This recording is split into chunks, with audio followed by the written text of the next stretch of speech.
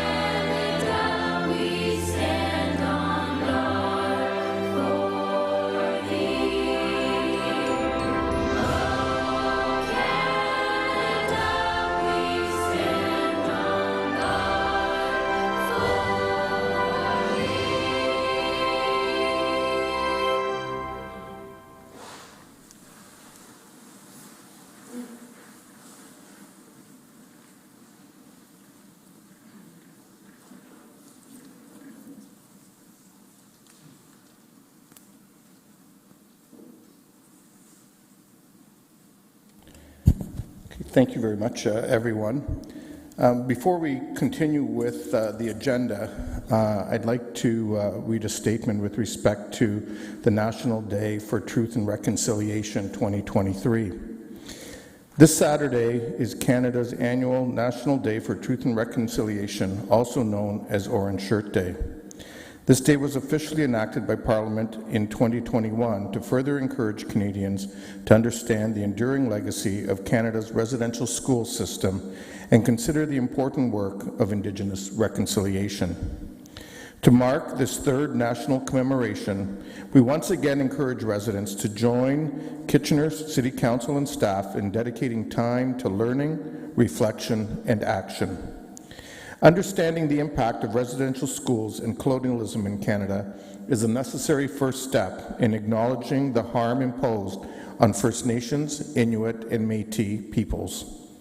On Orange Shirt Day, we all have an opportunity and responsibility to learn more about this terrible part of our nation's history and commit ourselves to meaningful action. A few ways that non-Indigenous folks can do this include learning about Indigenous peoples' relationship with the land, reading Indigenous literature, supporting Indigenous artists, having meaningful conversations with family, friends, and colleagues, and committing to personal change and allyship. There are also a variety of events happening across Waterloo Region in the coming week. For example, on Thursday at 11 a.m., you can visit Victoria Park for food and art vendors, performers, and speakers, hosted by the Niagara Peninsula Aboriginal Area Management Board, Indigenous Youth Employment and Training. On Friday at 7 a.m., the University of Waterloo will be hosting a sunrise ceremony, followed by a commitment polishing ceremony at 10 a.m. The day will also include speeches, a walk around Ring Road, a feast, and a drumming and round dance. On Saturday at 9 a.m., you can participate in a live stream gathering hosted by Crow Shield Lodge. And on Saturday at 10 a.m., the Healing of the Seven Generations is leading a community walk from 300 Frederick to Victoria Park. The city is acknowledging the National Day for Truth and Reconciliation by lighting Carl's Air Square in orange, flying the survivors' flag at City Hall, and providing city staff with resources to help facilitate learning, reflection, and action. The city is also permanently installing the Every Child Matters flag at the Kitchener Memorial Auditorium's Dom Cardello Arena, home of the Kitchener Rangers and KW Titans. In October, we'll continue our support for Indigenous communities through our Racialized and Indigenous Supports for Equity, or RISE, Fund Grant Program. The process of Indigenous reconciliation at the City of Kitchener includes developing relationships and engaging with Indigenous communities, providing Indigenous competency training for council and staff, and finding opportunities to explore cultural ceremony and celebration. I encourage Kitchener residents to take time this week and year-round to honor our Indigenous neighbours and acknowledge the important and ongoing contributions of Indigenous peoples to Kitchener and Canada. I'll now move on to item number 2 on the agenda, minutes for approval. On motion by Councillor Ioannidis, the minutes of the regular meeting held August 28, 2023, and the special meetings held August 28th and September 18th, 2023, as mailed to the Mayor and Councillors have been accepted. Are there any disclosures of pecuniary interest? Councillor Singh. Go ahead. Yeah, thank you, Mr. Mayor. And the Planning Committee reports 7.2 .I for 130-142 Victoria Street zone change application. That property is within the 120-meter public notice circulation area to where I own property, as well as 7.2 B holding provision for 120 Victoria Street. Also, for the same reason, that property is also within the 120-meter public notice circulation area where I and my family own property. Sorry, that second one was 7.2 B? That's correct. Okay. Holding provision 122 Victoria Street South. Thank you. Councillor Clancy. Yes, I have a conflict for 7.2.A because I live in close proximity to the Shanley Street development. Okay. I think it's also listed at 11.2.A, but it's the same item.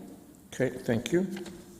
We'll deal with those items separately. There being no further disclosures, you'll notice the communication referred to file with respect to several flag requests, including the Association des Francophones du Kitchener-Waterloo, and I should note that today is actually Francophonie Day in Ontario, and Councillor Owaduni and myself joined students from our local Francophone schools for a bit of a celebration in the square and raising of the flag earlier today, as well as the flag requests from the Romanian Association and Ink Stained Wretches.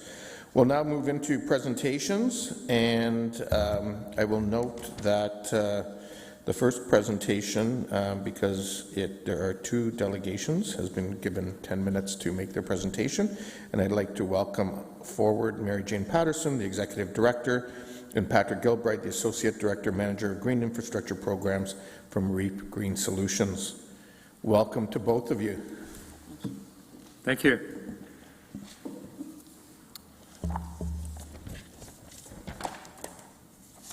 Perfect. Good evening, Mayor Verbenovich, councillors, and staff. We're pleased to be here this evening to share with you our most recent impact report and some of the success stories that your funding has helped Kitchener residents achieve with our support. Specifically, we've tracked over 3,000 meaningful actions over the last 3 years that people in our community have accomplished to move us towards a resilient, low-carbon future. These meaningful actions contribute to the sustainable development goals that you can see on the slide that the City of Kitchener is committed to as a pathway to ensuring a better and more sustainable future for everyone. Climate Action WR is a key pillar of the collaborative approach that will be necessary to make progress on SDGs. We co-lead climate action with Sustainable Waterloo Region in partnership with all of our area municipalities. This year, we released our 2020 inventory report, met people at community events, and supported some of the cool projects led by our volunteer sector committees that you can see on the slide. Last year was a high point for energy evaluations. Thanks to the federal Greener Homes program, Kitchener residents who were not eligible for incentives through the Enbridge Gas incentives took advantage of this program, investing over $1.5 million in energy-efficient retrofits. We'd also like to thank Kitchener Utilities for their contribution by covering part of the cost of the initial energy evaluation for their customers. Last year, we told you about our research into energy poverty and equity in energy loan programs. This past year, we shared the learnings with municipalities across Canada. In the slide, you can see our Energy Programs Manager, Lisa Trong, presenting to the Clean Air Partnership at Toronto City Hall. And now I'll pass it over to Mary Jane to talk about our Healthy Yards programs. Thank you, Patrick. Good evening, everyone. I'm going to switch a little to climate adaptation from the mitigation efforts that Patrick's been talking about, and say a little bit about our partnerships with Kitchener, which we value very much. Of the actions that you see on the slide here, there were 200 Kitchener homes that participated in these, planting trees, putting in rain gardens, or having consultations about them, and reducing the rainwater runoff from their yards. And all of that helps to complement the work that the City of Kitchener is doing as it invests in stormwater infrastructure. So we're really pleased to work with the city on these programs. Are you? Oh, yeah. I can do it, yeah. Thank you. A little bit about how we engage the community. We really look for ways to invite people on their sustainability journey, whether they own a home or not, whether they can come in person or not. So one of the legacies of COVID for us is seeing how many more people can participate in online webinars, and we have kept those going in addition to our in-person workshops. Another way that we engage the community is through the Zero Waste Challenge. I bet you are all very excited that it's coming up soon and are getting your jars ready. You can use a plastic bag instead if you want, whatever. The goal is just to see what are we sending to landfill and what could we change going forward that reduces that. I switched from crinkly plastic pasta bags to cardboard boxes for pasta because it was recyclable and the crinkly stuff isn't. And I hope there will be fewer Miss Vicky's bags this year in my jar because I feel I've made a change there. So we want to invite you all to participate and to register and just freely show what's in your jar to encourage others to do the same. We're all on a journey with that. And on the topic of community engagement, we are pleased to say the REAP House is opening up again. Open houses, tours by appointment. We had lots of people in for Doors Open last week, and Prime Minister Trudeau heard about this and also came in November when he was promoting the Greener Homes program. This is the kind of thing we don't have any direct funding for. We keep it going with everything that comes in, including your core funding, which really helps to make this kind of education center possible here. So what's coming up next? We told you last year about bringing all the partners that you see on in that circle together to design a home energy loan program. And this really fits in with climate action, bringing it back to our own climate action plan. We know that 18% of our emissions come from homes. So we were looking for ways to help make it easier for people to afford that capital cost of home retrofits. That design is complete, and it's now over to the Region of Waterloo, which has been working to secure funding, to secure approval of the program design, and then to prepare an application for funding to the Federation of Canadian Municipalities. So this is a heads up, Mayor Barry, that this will be coming before you on Regional Council for approval probably later this fall. We want to say thank you to the City of Kitchener, not only for core funding, but also for hiring REAP. We are a trusted community partner. We can work with people on their private property as you work on the public lands. It's a really great partnership. And it's important to us for the survival of REAP to have a diversity of revenue sources. So you can see there contract work, fee-for-service work, grants, donations, and other income, all together help make a more robust foundation for REAP. And in particular, I want to say a very big thank you for core funding and for approval of annual core funding during the council cycle of this council. That makes all the difference. It makes all of this possible. So thank you very much to the City of Kitchener. And we want to say a special thank you to the staff that we get to work with all year, Anna Maria Cipriani, Josh Shea, and Nick Golan in particular.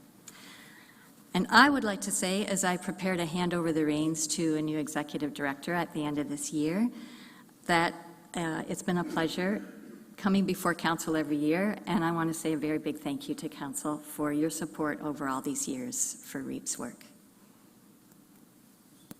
We have 2 minutes to give to Extend a Family.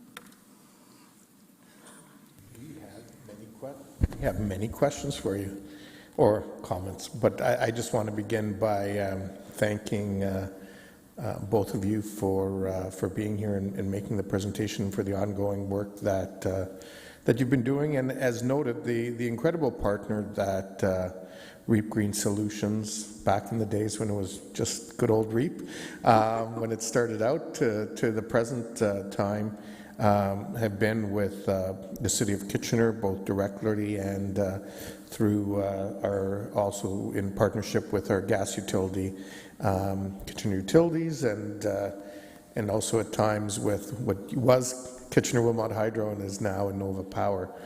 And I think lastly, Mayor Jane, I think it's out there, right? Yes, the transition.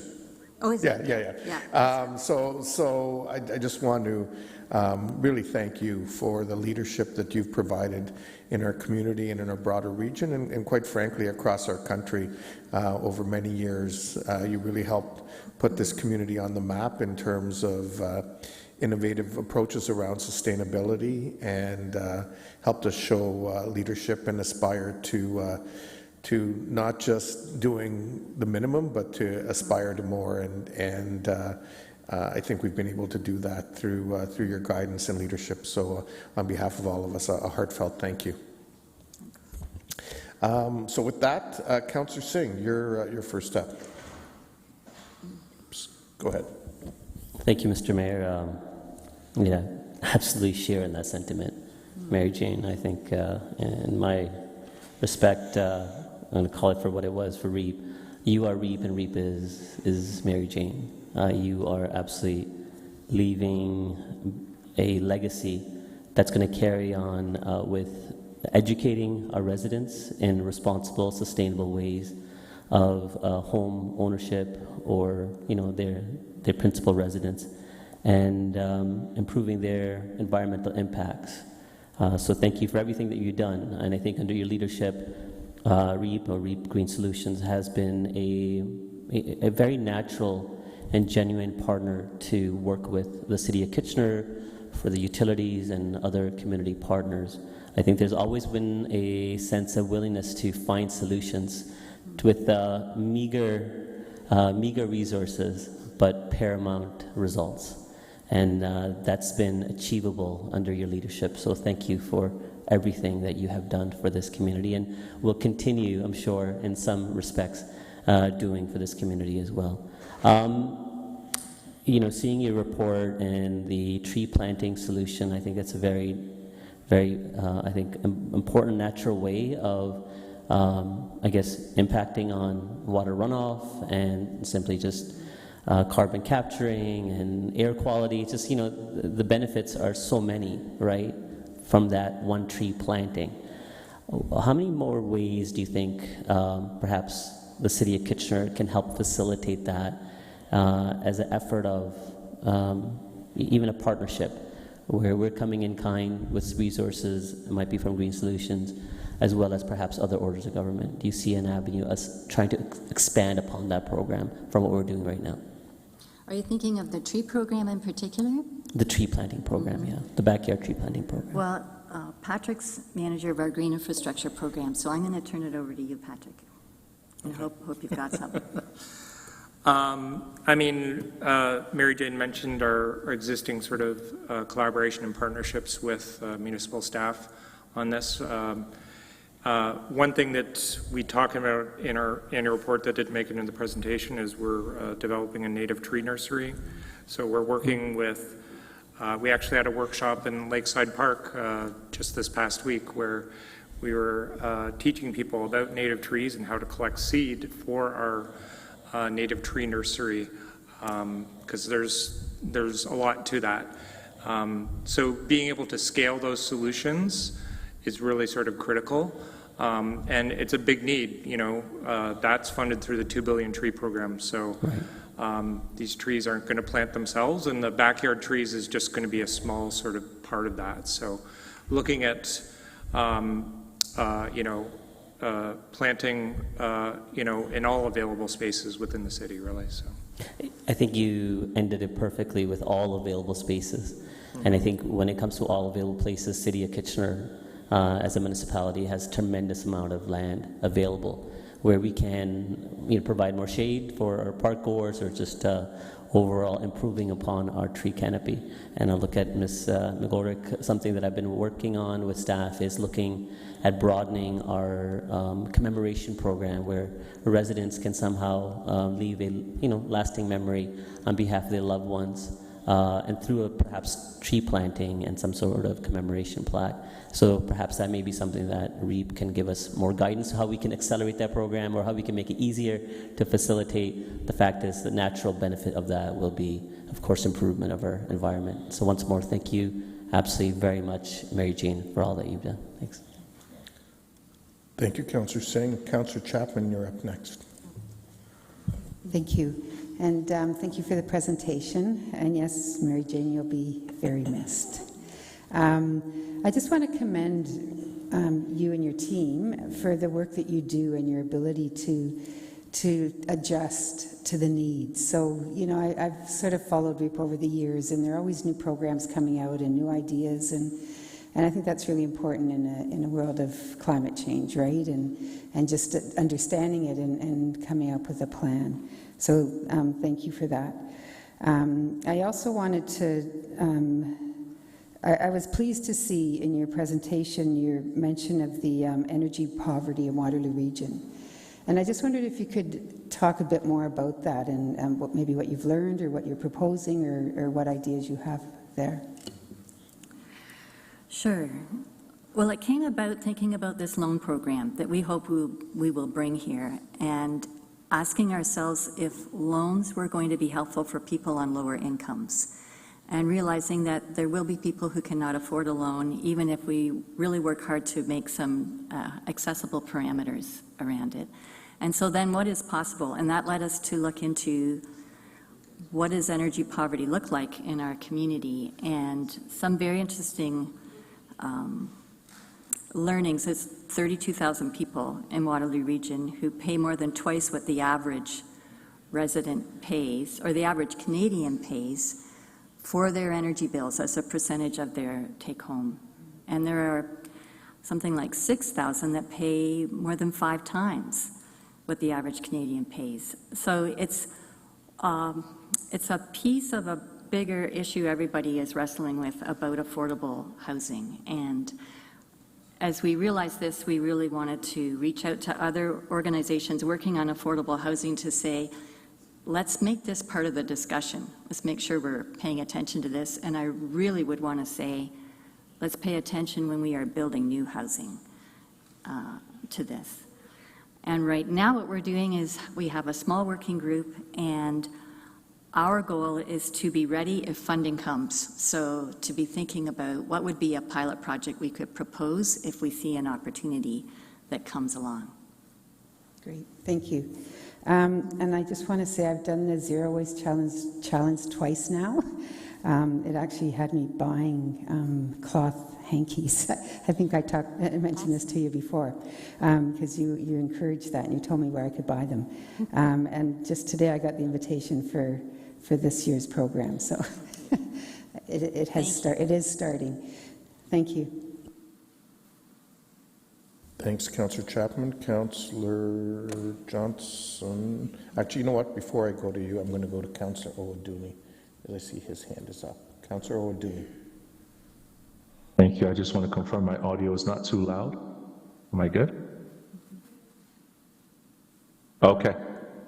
Thank you very much for your presentation, Mary Jane. Really do appreciate it. While going through the report, I also enjoyed reading about Lisa's story and the energy evaluation that was done. Gave me some things to really think about as well. Two questions I had for you. Number one, newcomers that are coming into our city and our region who probably have never really thought about how to ensure that, you know, where they stay, their house or the house that they're going to buy in the future is sustainable in any way in terms of energy and whatnot. So we'd like your thoughts around how can we start educating newcomers that are coming into our region, and is there a potential partnership that your organization could also have with realtors who are selling properties as well to people? So at least whether it's an energy evaluation, whether it is looking at the furnace and looking at a sustainable approach to things, just wanted to get your thoughts around these two. Well, I can mention a couple things that we're working on, and also just say very interested in more partnerships on this.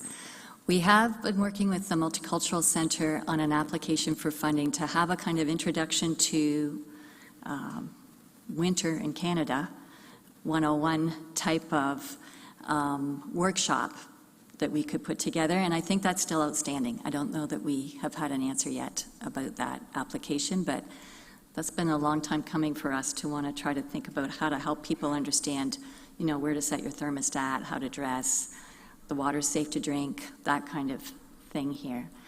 And then you mentioned, yes, if people buy a home when they come here, our first step in kind of looking at equity and how are we making sure we're inviting everybody who has the ability to participate in a program like Greener Homes and that they have access to the information. So we do now have information in 4 different languages, in addition to English, on our website about what the energy evaluations are and what that leads to. So that's a first step for us, I think. And then you mentioned realtors, and we have a great volunteer who's a realtor who's very knowledgeable about homes, and I would love to, I would consider her to be a green realtor, and I would love to see that expand. We do present every year or often to the realtors in our community and sometimes get invited to a particular office, but I think there's lots of room for growth there too. It'll be great to see some green certified realtors or something in the future. But thank you very much. Thank you, Councillor Owaduni. Next up is Councillor Johnson. Go ahead. Thank you, Mayor, and through you. Mary Jane, just a big thank you to you and all the advocacy that you've done in our community for so many years. And it's exciting to look at your report and to see that, you know, you're about more than a third of the way through with your goal of kind of 10,000 actions.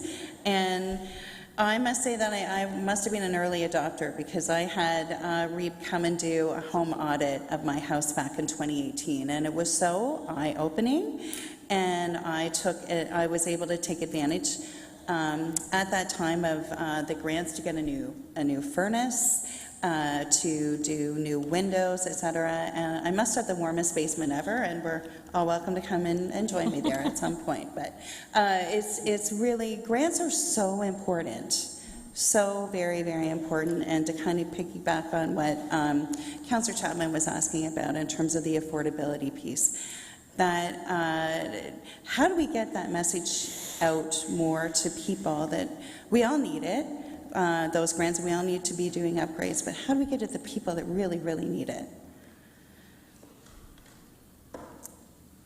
I don't know if there's any way around paying for it. And there was originally a low-income energy program by the federal government that was canceled around 2006.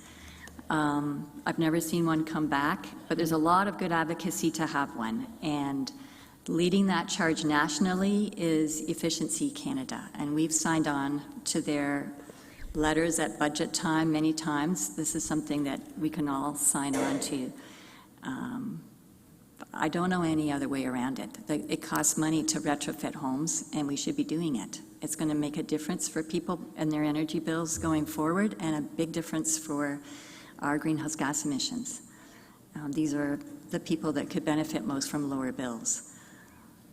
Yeah, it's so important, and myself, I know I look at my energy bill, and I think I'm trying to do my best, but I always got a little surprised by that as well. Just wanted to do another shout out in terms of all the work that REAP has done in the Lakeside Park neighborhood in Ward 8, as you were mentioning about the seed collection this past weekend, all the rain gardens that are there, the reducing of salt in the neighborhood about going into the lake, and the work that you've done with Josh Shea is really that great example of partnership. And when I walk through the neighborhood there, I always think, this is like, it should, Lakeside partnered with REAP.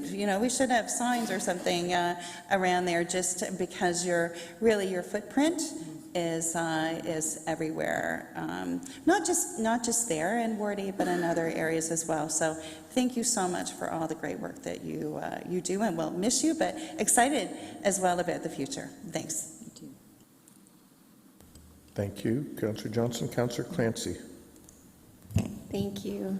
Yeah, I can't wait to see what you get up to next. You're such an icon, and you've created many ways for individuals in our community and institutions and people to get connected to sustainability, and that creates a lot of meaning for people and transformative change. So I'm sure when the time comes, we'll get to see this legacy on display. But anyway, I hope you'll stay involved. I know you will, but keep us posted. I think of climate change as death by 1,000 cuts, and I see REAP as trying to address all the different ways in which we can care for our planet. I guess one hope I always have is that we could scale, have 10 REAPs in town. What do you think are the ingredients you need to kind of create this wider net, and take all the good learnings you've had and programs you deliver and help them expand and reach more residents? Yeah, I mean, start. Well, I think we cannot do it without the support of higher levels of government that have the resources to create systems change. And then we can really work within that. So incentives make a big difference. And then we can bring people to those. We can give them the good information so they know what they should be doing in their own home. And that begins to build. There are, it's kind of tough, I have to say, with the individual homes being so different, but we did apply for some cool funding that would have done row housing, that's community housing, that's all the same, so then you can get some economies of scale by creating exterior cladding that's the same for everyone. We didn't get it, but we're on the waiting list if somebody drops out.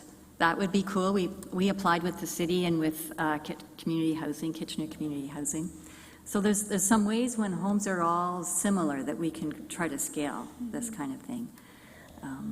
But really, I think we need support from higher levels of government. I do want to say that as I watch the provincial and federal governments come and go, I see such steady support at the municipal level that gives me hope, always. This is where the action is, that's for sure. That's a good compliment. Thank you. Thank you, Councillor Clancy. Councillor Michaud. Thank you. A lot of the questions have been asked. I'm going to just make a comment with regards just to touch on the row home and making the homes all the same. I live in a row town home, and we have trees on every front yard, and some have died since, but having those trees there literally makes the temperature in our neighborhood 10 degrees less than outside on the street. So the impact and the importance of tree planting into your report is just incredible. And I also just want to echo what my colleagues have said. You've done amazing work over the years. You're a leader in this field, and you have helped to guide us to a more sustainable world, if not in our own little community. Thank you so much. Thank you, Councillor Michaud. And Councillor Deneau. Thank you, Mr. Mayor, and thank you for your presentation. I, like Councillor Johnson, I have benefited a few times from the energy rebates. Actually, I think it was about 10 years before Councillor Johnson. So, but no, the process has been easy. The questions were, any questions that my wife or I had were answered. Everything was explained to us, and so, I encourage people to take part in the energy rebate programs, and a little bit of money here, a little money here saved. Overall, it benefits our community and benefits our environment. So thank you very much for everything you've done for our community in the last many years. My question is, does REAP ever go into schools and do presentations, whether it's elementary or middle school, or have they? Mm-hmm.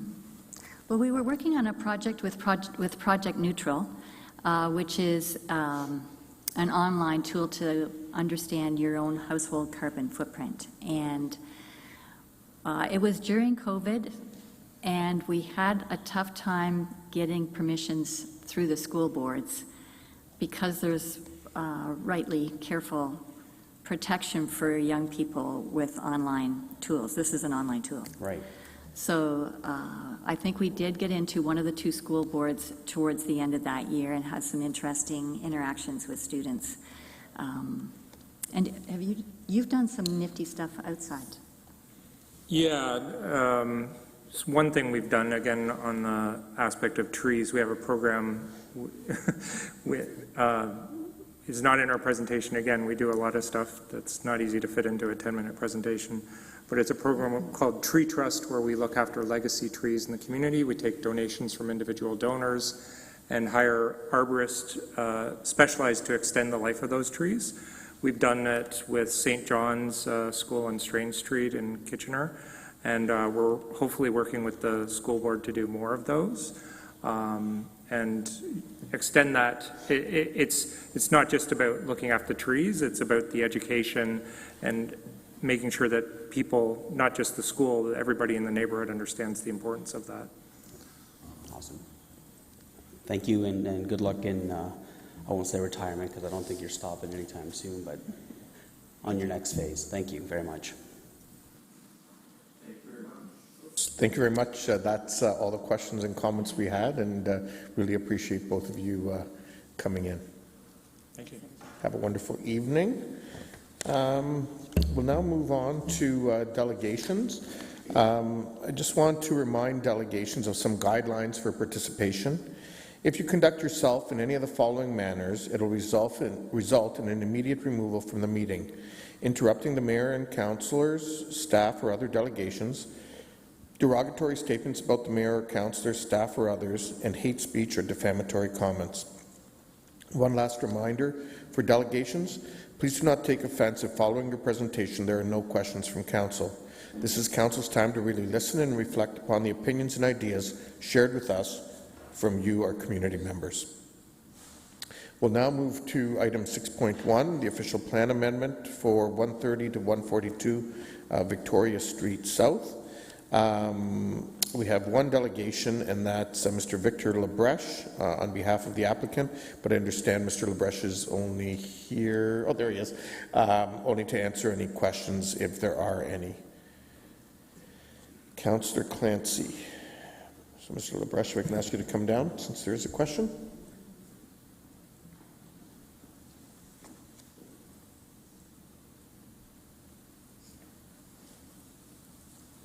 Hi, good evening. I wanted to follow up. I know I'd asked you to put some thought and effort into considering those folks displaced with your project. I wondered if you had anything to update us about. So my understanding is there are 15 units that are affordable, maybe, and that those folks would be displaced with the project at hand. And I'm wondering if you've made an effort to talk with the residents about their circumstances and how to work with them to find accommodation. Through you, Mayor Urbanovic, to Councillor Clancy, we have, through the owners of the property, there is 12 units among the two properties, 130 and 142. As I mentioned at committee last week, the average size of these units are just slightly over 500 square feet, 500 to 550 square feet. There's only 3 one-bedrooms, the rest are studio. They are month-to-month non-term lease for several years. The turnover is very frequent. There's no signed lease of anything beyond, again, month-to-month in these locations. Often it's turnover of students or single people that live within there. The owners have talked to the tenants about the actual start of construction is probably about a year off to a year and a half, so it's not an immediate thing because of the existing commercial tenants within the building and having those expire before they move forward to construction. There wasn't any concern from those tenants. They haven't participated. Obviously, we've put signs on the property. None of them have contacted myself or the landowners concerned about losing their tenancy, again, because it's a month-to-month sort of a transient living situation. Yeah, I guess, like, we know that those affordable rentals, we have like a zero, I think the quote I saw was a 0% vacancy rate of affordable units in town, so those are actually more precious, I think, than other types of rentals. We have a shortage in all categories, I think. I appreciate that you've, like, reached out to the tenants and spoken with them. It sounds like there'll be perhaps a natural turnover and you won't bring new tenants in that will mean that less or no folks are impacted. Is that kind of I think as we correct, that's the intention. As we get closer to the actual start of construction or demolition, they'll be transitioned and no new leases signed unless somebody openly signs something for a 2 or 3 month term. Then that'll be managed as we get closer to construction. Thank you for making that effort. Thank you. Councillor Chapman. Yeah, thank you. You say that you hope to have shovels in the ground in about a year and a half.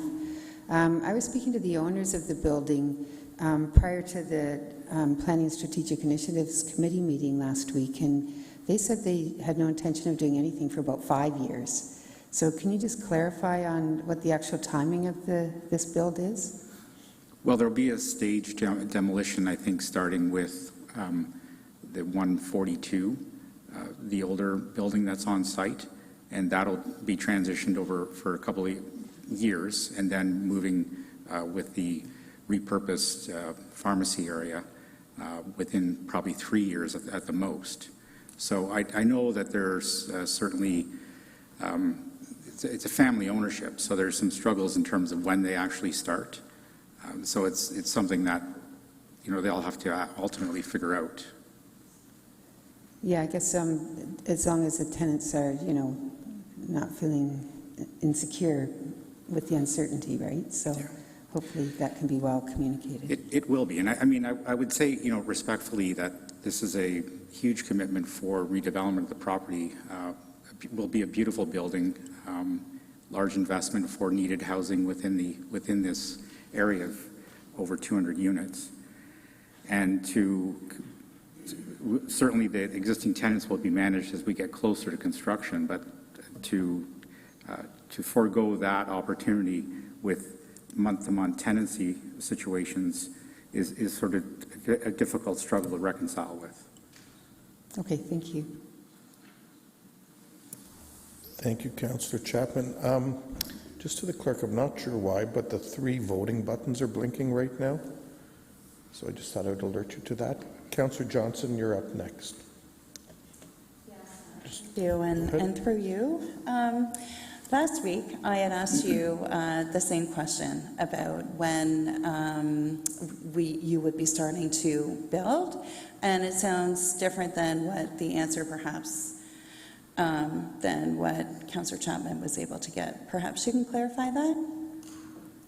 In terms of the actual build, again, this is part of a family ownership, so I think there are still some discussions internally. Are we starting in a year and a half, 2 years, or even 3?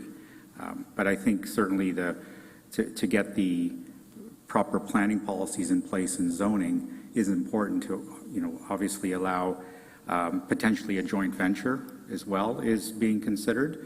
The family's not traditionally builders experienced, so there's that period of time to secure a joint venture opportunity. I know the pharmacy operator there, as part of the family, wants to stay on site when the entire building is done, because obviously there'll be more customers right above them. So I can't ultimately commit to whether it's a year or 3 or 2 years. It would be the family's choice to move forward at the appropriate time. And again, the policies and the building, which is controlled through eventual site plan, will make it really a marquee development in that stretch of Victoria Street. Okay, thank you. Thank you, Councillor Johnson. I believe we now need to deal with. Those are all the questions we have. Thank you. Thanks, Mr. Thank you, Lebrecht. Ken. We now need to deal with the recommendation. Councillor Singh has a conflict, so Councillor Chapman, if you can bring the recommendation forward. Sorry, did you can turn your mic on? Go ahead. Yeah, I don't have the notes, so I guess I'll just make it up. Sorry? That we approve, thank you.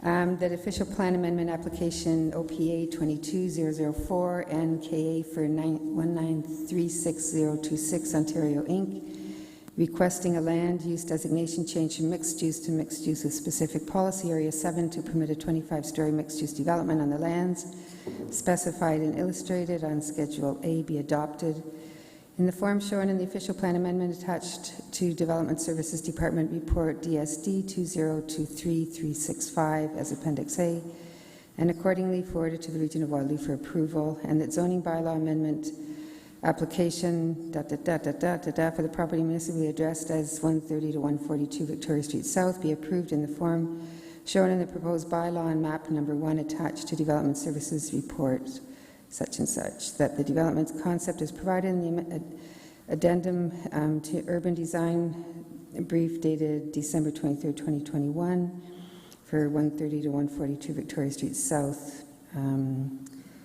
be approved. So, so all those in favor? No. Oh, no. You just need to move need it. a Do I seconder. have a seconder? Councillor Davey, thank you. Any discussion?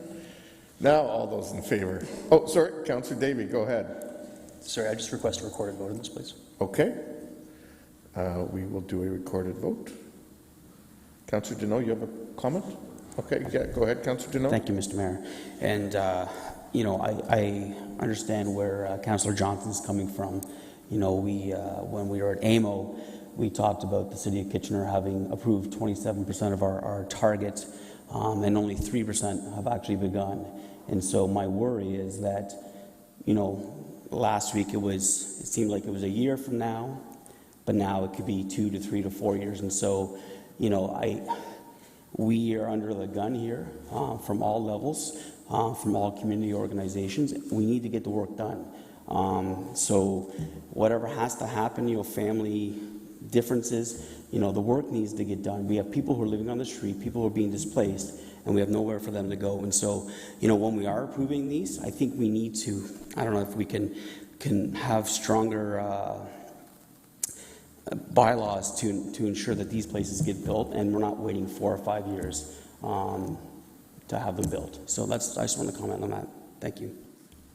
Thank you, Councillor Deneau. Councillor Davey. Yeah, thank you. Sorry, I wasn't going to speak, but I think Councillor Deneau raises an important point, and that is when we signed the pledges put forward by the province to hit our housing targets, I was very careful at that time to say what we were promising was that we were not going to be the bottleneck in the process.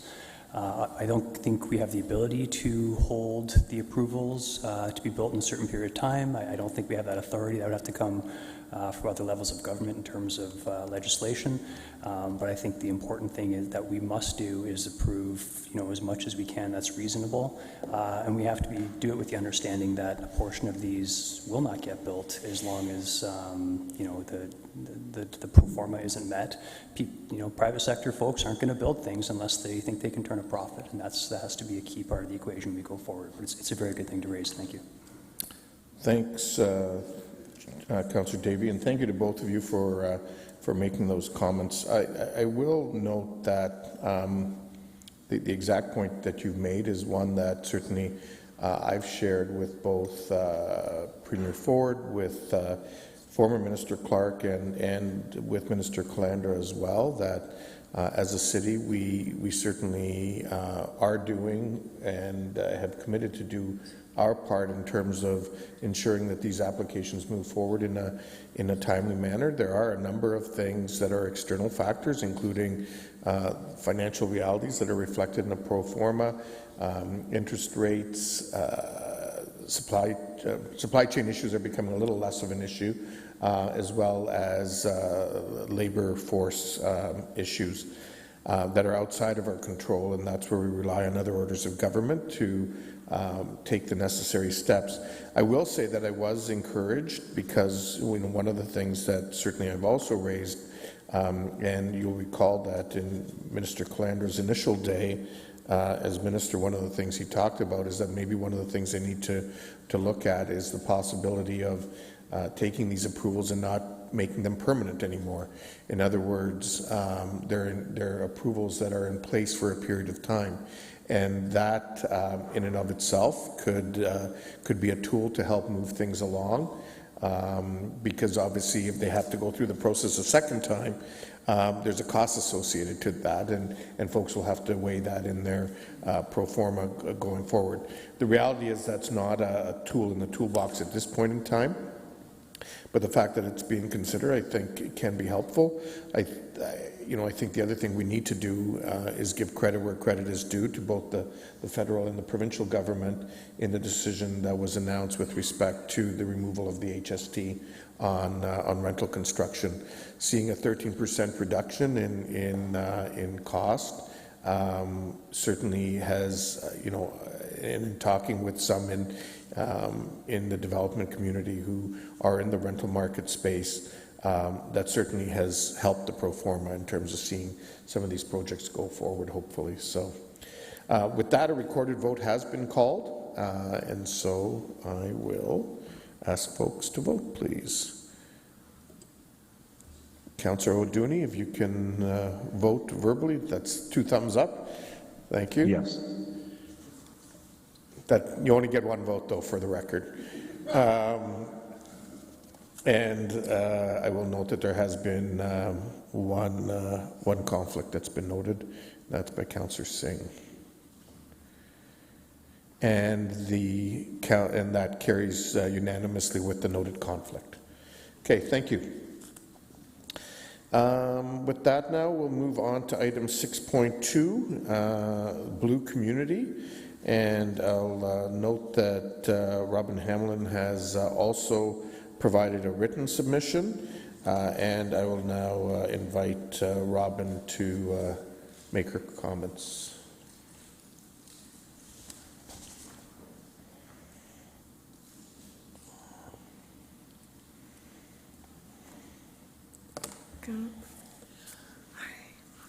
Ladies and gentlemen, Mayor Verbranovic and members of council, my name is Robin Hamlin. I'm a 24-year-old student, sister, daughter, friend, and girlfriend. However, today I come to you as a voice for my generation and those to follow. I stand here asking you for your help. We are running out of water. More than 580 billion liters of drinking water, that's 236,000 Olympic swimming pools, are being wasted every day by people in the Great Lakes region of Ontario and Quebec. On average, the Ontario residents uses over 184 liters of water a day. And every day, 1 trillion gallons of water is pumped from the Great Lakes. Despite this, we, as in Canada, are still one of the 3 water-rich countries in the world. But what happens when other countries, like the United States, run out of water? They will look to us for a source of water, and when we don't have enough for everyone, we will be in the middle of a world water war. In fact, the United States government has already mapped out potential places for conflict and are currently training soldiers to arm and protect their freshwater resources. Despite this intensity, it sounds unlikely, right? And yet the United Nations has released reports with estimations of a global conflict arising in 10 to 20 years from now if we don't change our ways. If we don't do something now, if we don't start implementing laws to protect and limit the amount of water that we use every single day, we are not going to have enough for everyone, including ourselves. And so I stand here today asking you to make the City of Kitchener a blue community. A blue community is a community that commits to the principles of water justice, sustainability, and public ownership of water resources. It aims to be a solution that protects our water, ensures that it is clean, affordable, and accessible to all. While I recognize that the City of Kitchener has already phased out the sale of bottled water at municipal facilities and accesses its water from the region of Waterloo, these resolutions should be an easy pass. Their importance of passing them today not only commits our assurance to protecting our water, but makes sure that nothing gets changed in the near future. So I urge you, Mayor and members of Council, to pass the 3 resolutions required to make Kitchener a blue community. Pass the resolution that recognizes water and sanitation as a human right, because no person should go without access to clean, fresh water. Pass the resolution that phases out the sale of bottled water at public facilities and at municipal events. It takes 3 to 5 liters of water to make 1 liter of bottled water. Well, that's the same for any other plastic beverage. Water is the only one where we have a cheaper, healthier alternative, and that is the tap. So why are we wasting thousands of liters of water to produce a product that we can get for the tap for free? For convenience, for money, for profit? We are no longer at the point where we can support those things. I ask you finally to pass the resolution that commits to promoting publicly owned and operated water and wastewater services. Keep our water publicly owned and operated by the city, and not a third-party company that's main focus is profit. When cities tend to outsource these as P3s or to other private organizations, the workforce gets cut, the focus on the environment gets shoved away, and not only does the product suffer, but so does our jobs and our economy as well. I've been doing this since I was 12 years old. So I've spoken with over 50 mayors and councils across Canada regarding this issue. So despite my age, I kind of know how these things go. So right now you guys have a choice. You can send this in for further review, where it will be examined and researched and most likely forgotten. and probably not passed. Or you can look at these things and look around you at the people you govern, your coworkers, your colleagues, your friends, your family members, and the person standing in front of you right now, and decide to do something. You can pass these 3 resolutions just like the City of Niagara Falls, the City of Kingston, Ajax, Bancroft, St. Catharines, Thorold, and Welland did, and that's only in Ontario. Join over the 200 blue communities that we have across the world to ensure that the people in the City of Kitchener will always have access to clean, fresh water, and will know that their government stands behind them to ensure that we are limiting the amount of water used, so my generation and the future ones before me never have to worry about whether fresh water will be a thing in the future or not. Thank you. Thank you very much for coming in. We do have a couple questions for you. Councillor Davey. Yes, thank you, Ms. Hamlin, for your presentation, for your passion behind this. I've often said that our water integrity is the most important thing that our councils do. I just want to let you sit down without letting you know I did speak briefly with staff about this, and please don't take us, if we do ultimately refer it, as not following through. We'll have a question of staff afterwards, but in the very least, I'll make sure that we have a set date for staff to report back, so it is certainly not lost in the shuffle. Okay, thank you. I appreciate that. Thank you. Councillor Chapman. Yeah, I wanted to say something along the same lines. Thank you for coming in. And yes, of course, water is such a basic necessity of life and a human right? So thank you for that and for the work that you've done over the last, you're awfully young, so I'm not sure how many years, but thank you for that. And I will certainly agree that we should be following up with staff on this.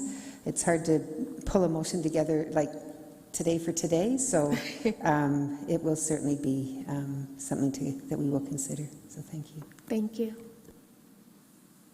Okay, those are all the questions we have. Thank you so much for coming in. Thank you. Councillor Davey. Yes, thank you. So we received an email, I believe it was from Ms. Hamlin, with a suggested motion. It has three clauses, and I'd also thank you for making them actually attainable ones. The first is recognizing water and sanitation as a human right. I think we can all agree on that. The second is banning or phasing out the sale of bottled water in municipal facilities and at municipal events. That, I know staff has made some efforts in that, and I would ask staff to respond to that specific one in a second. And I just mention the third, promoting publicly financed, owned, and operated water and wastewater services. I would 100% agree. While I'm a big fan of public-private partnerships, that's not something we ever want to do with our water supply. So, referring this to staff, I would ask, number one, could you comment on the sale of plastic water bottles? And number two, what would be a preferred staff timeline to report back to us on whether we can become, when we can become a blue community? Ms. McGoldrick.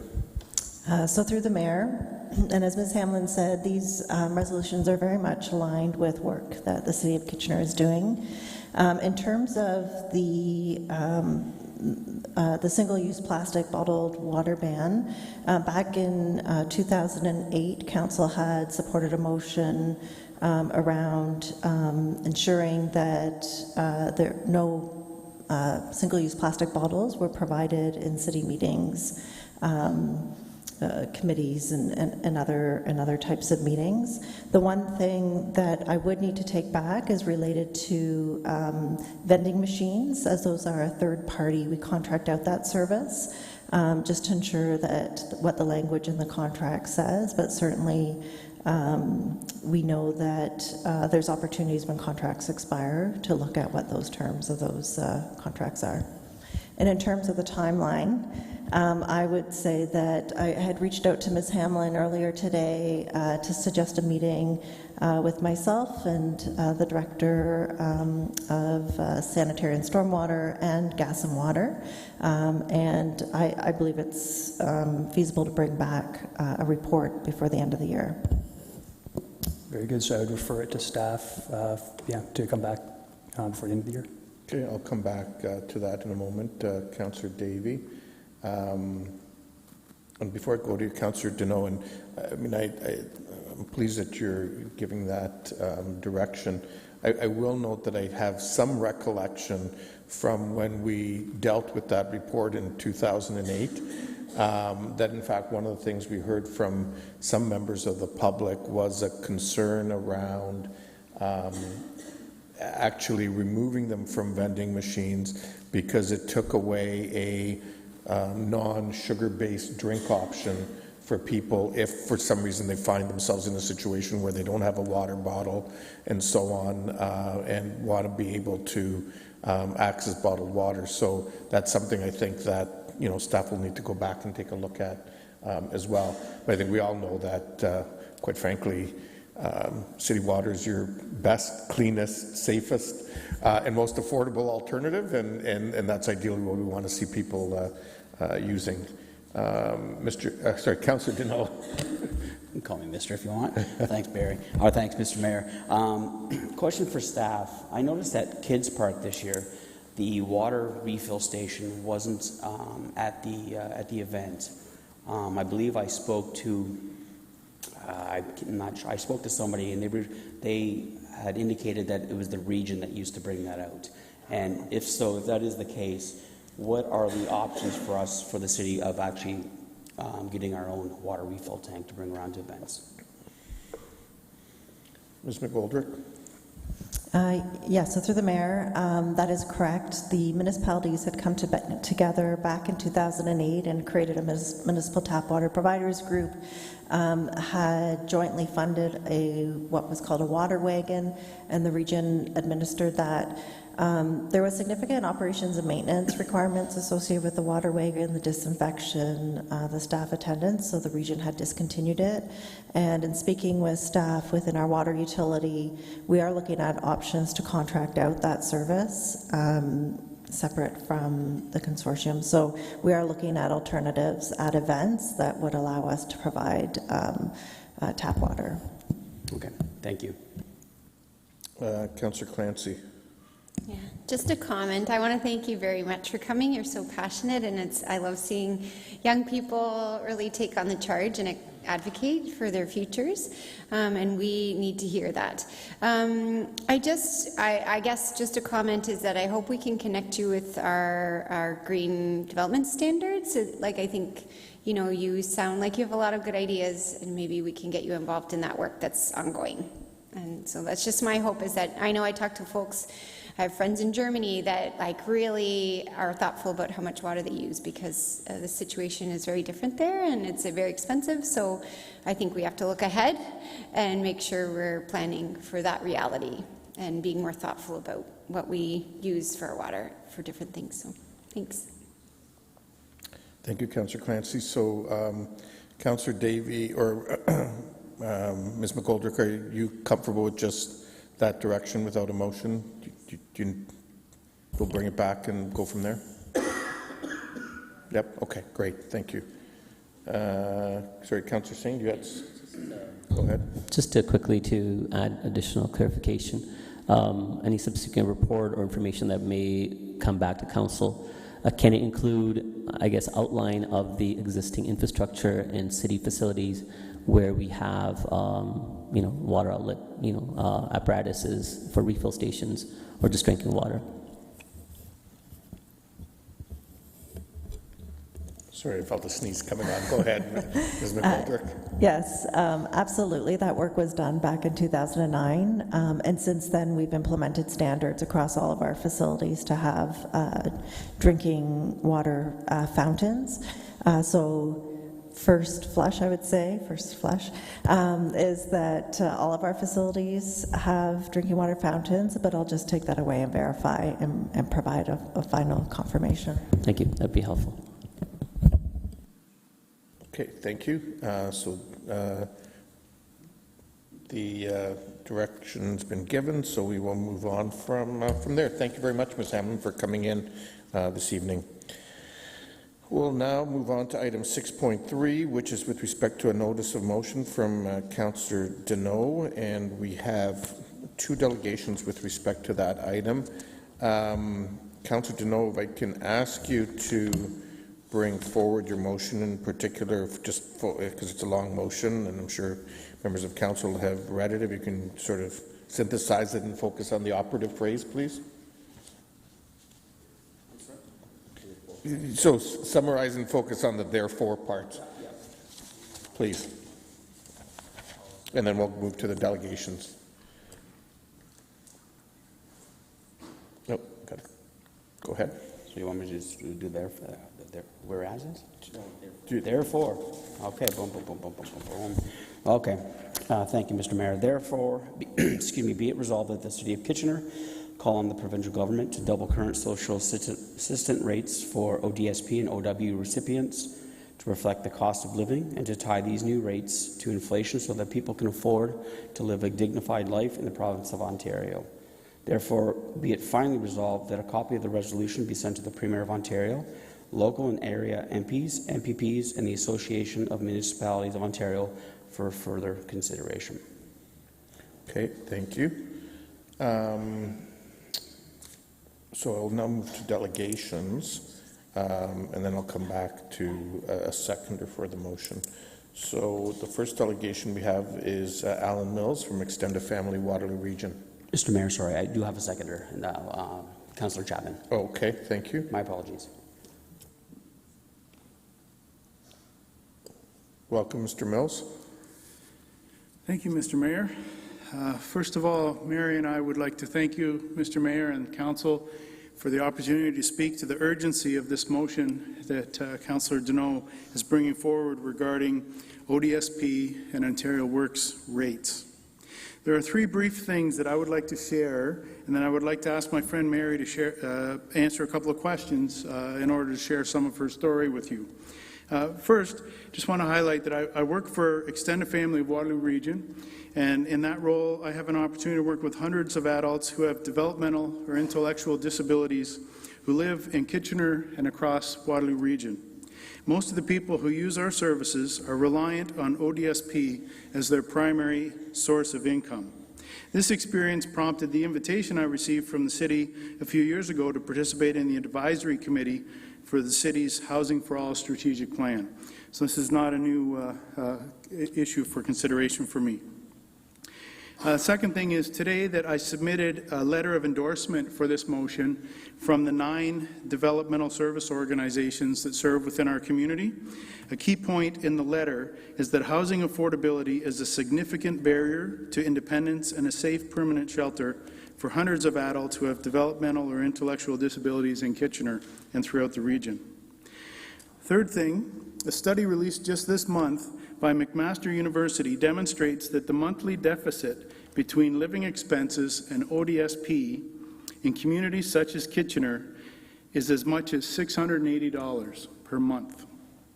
Those who need it most can't even afford to pay for affordable housing in this market. Now I would like to introduce you to Mary. Mary Tyndale is attending with me tonight and would like to say a few words. Mary relies on ODSP as her primary source of income. So, Mary, would you like to tell the mayor what it is that you do each month in order to eat when the money runs out? I either go to the food bank if I don't have enough money, because mostly month to month I don't have enough money. I go to the Ray of Hope, or I go to Tiny Homes, which is a takeout. They do Monday, well, Tuesday to Sunday, mostly. And normally I go twice a month to the food bank, and there's not enough resource for that either each month. So And sometimes family and friends. sometimes I go to family, which they don't even have enough food to give to me, or friends. They usually give me $20 or maybe 15 if they have enough. ODSP doesn't get me much. Mary, how much is your rent on a monthly basis? Well, my monthly rent is $1,080 a month. I have a roommate because I can't afford the whole entire rent. So That's all I have. you have a roommate in order to be able to pay the rent, Yes. right? And would you like to tell the mayor who your roommate is? My roommate is my ex-boyfriend because I can't afford a place, neither can him. And how long ago did you break up? I broke up with him 3 years ago, 3 years actually. ago. And you still have to share a I place. still have to share a place. There's no affordable housing I can go to, neither can him. Mary, you mentioned that within your building, there are units that are being renovated, and once they're renovated, what's the rent in those units? They're renovating up to $211. $2,011 per month. And if it's not renovated, usually goes for 210, 100,000, mostly. 2010 or 11, sure. Mostly around there. And have you had other roommates in the past? I've had 12. I've moved constantly because I couldn't afford where I was living, or they couldn't afford where they were living, and situations don't work out. What were you doing before you got this apartment? I was living on the streets. I couldn't afford with ODSP of what they were giving me. I had to fend for myself on the streets, beg, plead. And Mary, if you could afford to pay your rent every month, what difference would that make for you? It could get me to mostly get things I need, food, pet supplies that I need, and basically the essentials that you would have in a house. Curtis wasn't able to join us tonight, your boyfriend, but he wanted to convey a thought as well, right? What was it Curtis wanted to say? He said if we had affordable for ODSP, more people will be more able to find a house and not live on the streets. And there'll be more people living in a house than on the streets than right now, because many people don't have enough money in ODSP. That's why they're living on the streets. Thank you, Mary. And that's what my boyfriend had said. Yeah. Thank you for being so vulnerable and sharing your story You're welcome. with the council. Mr. Mayor, we would urge the council to pass Jason Deneau's motion, Councillor Jason Deneau's motion, asking the province to raise ODSP and Ontario Works rates. Even at 80% of market, which is a definition that's often used on affordable housing. It's not a viable definition, but it's often used. If Mary's ODSP were doubled, she could not afford rent in a unit that's considered affordable, such as the new development that's coming on Cortland, the former Snyder's plant. There's 145 affordable units in that. Doubling ODSP would not even give her a chance to pay for one of those. So that's how urgent the situation is. We would urge the council to do what it can within its municipal mandate to lower the costs of affordable units and to please pass this motion. Thank you. Okay, well, thank you very much to both Alan and you, Mary, for coming in and making your presentation. There are some questions from members of council, so I will start with Councillor Chapman. Yeah, thank you, Alan, for reaching out to me and helping with draft the wording of this motion. It was quite the learning experience for me, and I appreciated that, and also for Councillor Deneau for agreeing to bring this forward. So you say that even with doubling ODSP and OW, I mean, you work with people at Extended Family, that even that wouldn't suffice. So what do we do, like as a collective, right? And I'm thinking all of us. I think all levels of government have to be involved. There's a Canada Disability benefit that's in the works at a federal level. The ODSP and OW rates have to come up. They absolutely have to, and we have to do everything we can to get costs down, especially on anything that's got an investment in it that has the label of affordable housing. We've got to use a different definition. 80% of market is not affordable to people who might be considered working poor or a person on social assistance. They can't touch that rent. It's impossible. So what would you say to developers when they talk about affordable? What would you like to see as earmarked as affordable? Canada Mortgage and Housing Corporation refers to affordable as if a person's before tax income if housing costs are 30% or less of a person's before tax income, that can be considered affordable. I think that's the definition we should stick with, not one that has a relationship with market rates, because the market fluctuates so much. What needs to happen is people that are using these units, that pay to live in these units, have to be able to afford to eat and have to be able to afford to get by on a month-to-month basis. So to me, I think that definition has to go. Okay, thank you very much, and thanks for coming in, and thank you, Mary, for your story.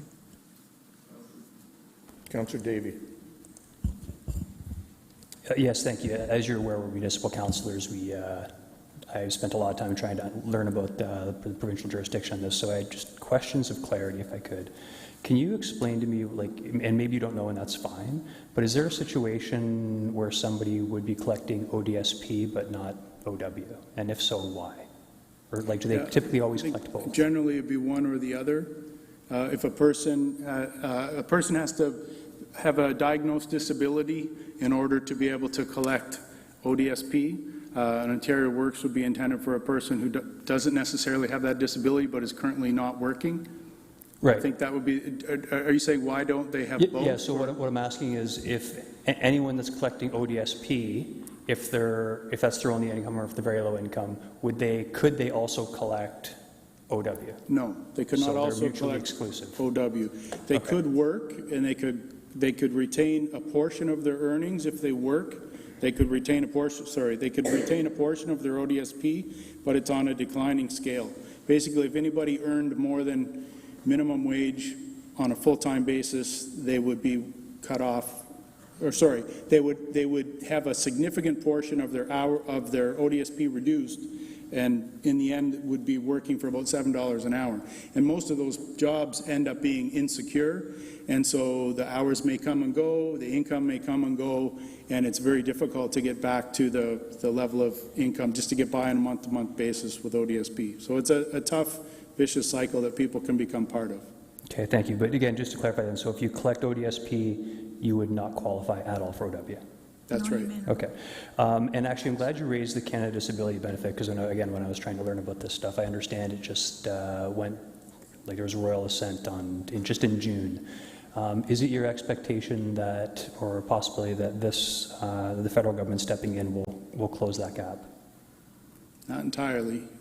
It's a very complicated benefit that they're trying to put out because it's intended to supplement or top up whatever might be happening within any province.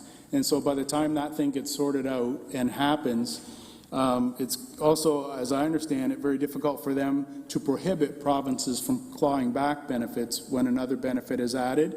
And so I don't know if or when that'll happen. Its stated purpose is to raise people with disabilities out of poverty. So should it? Yes. When or how, I don't know. But the way it stands right now, a person with ODSP as their primary source of income, which was raised by 6% back in July and indexed to inflation, but it's so far below the poverty line that it's basically a guarantee of remaining there. As inflation happens, a person will stay as far below the poverty line as they are right now if nothing happens with the ODSP rates. Okay, and thank you. And I just a question I am curious about, I don't expect you to know the answer, is when we're passing these up to the provincial government, I'd like to know how much it might cost them, and I know that you don't have the answer to that question, but these sorts of things I struggle with, but I'm trying to balance these out, but thank you. Sure. I think one of the cost factors is also the alternative. Homelessness and the costs associated with that, the costs associated with the food banks and the other services that people are relying on, as opposed to being able to, get by month to month. Councillor Clancy. Yeah, I have a comment, and I'd like to propose an amendment, if I can, please. So is now an okay time for we have that? questions of the delegations now. Okay. You want to do that later? We can consider you just it. let me know when. Okay. Thank you so much for your speech. Just maybe you could mention, the amendment relates to clawbacks. Can you speak a little bit about how the way clawbacks function disincentivize people from working and actually acts as like a poverty trap?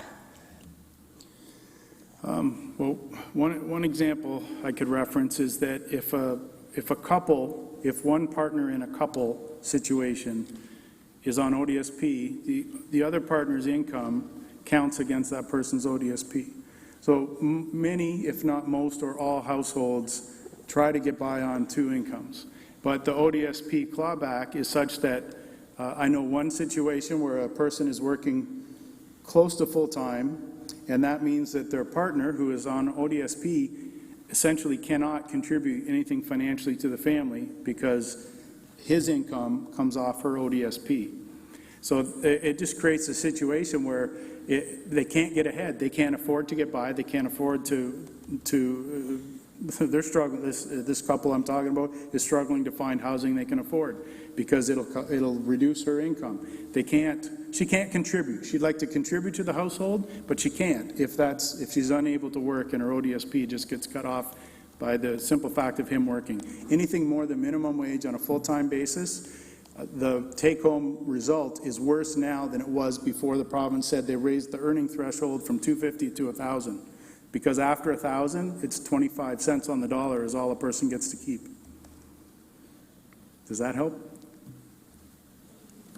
Thank you, Councillor Clancy. Councillor Michaud. Thank you, and thank you for coming as a delegate. This is a very concerning but not surprising situation that we're all in. We talk about affordable housing, and you had said we should just get rid of the term affordable housing, but there are, there's people that can't even, that work full-time, two people work full-time, cannot find affordable housing. So I'm wondering if you could entertain the idea of flushing affordable housing, like flushing it out more so that people on ODSP could find housing that would call it something else with a lesser rental fee. Personally, I think if there was a scale to it, if we were dealing with a portion of income as a consideration for the use of the term affordable, I think that could apply to anybody. If the household is earning $50,000 a year, what's 30% of that? If the household is earning $100,000, what's 30% of that? If a person's on less, and try to have some sort of a program that would allow people to access that, whether that's portable subsidies or whatever it is. I don't know the right answer to those things. I just think that to use the term affordable and to celebrate that something is affordable at 80% of the market takes way too many people out of the equation of being able to actually afford to live there. Yeah. That to me is a struggle. That's where CMHC's definition, if that's what they say it is to have affordable housing expenses, then let's use that. Thank you. Councillor Ioannidis. Yeah, thank you, Mayor Vrabanic, and thank you for coming in.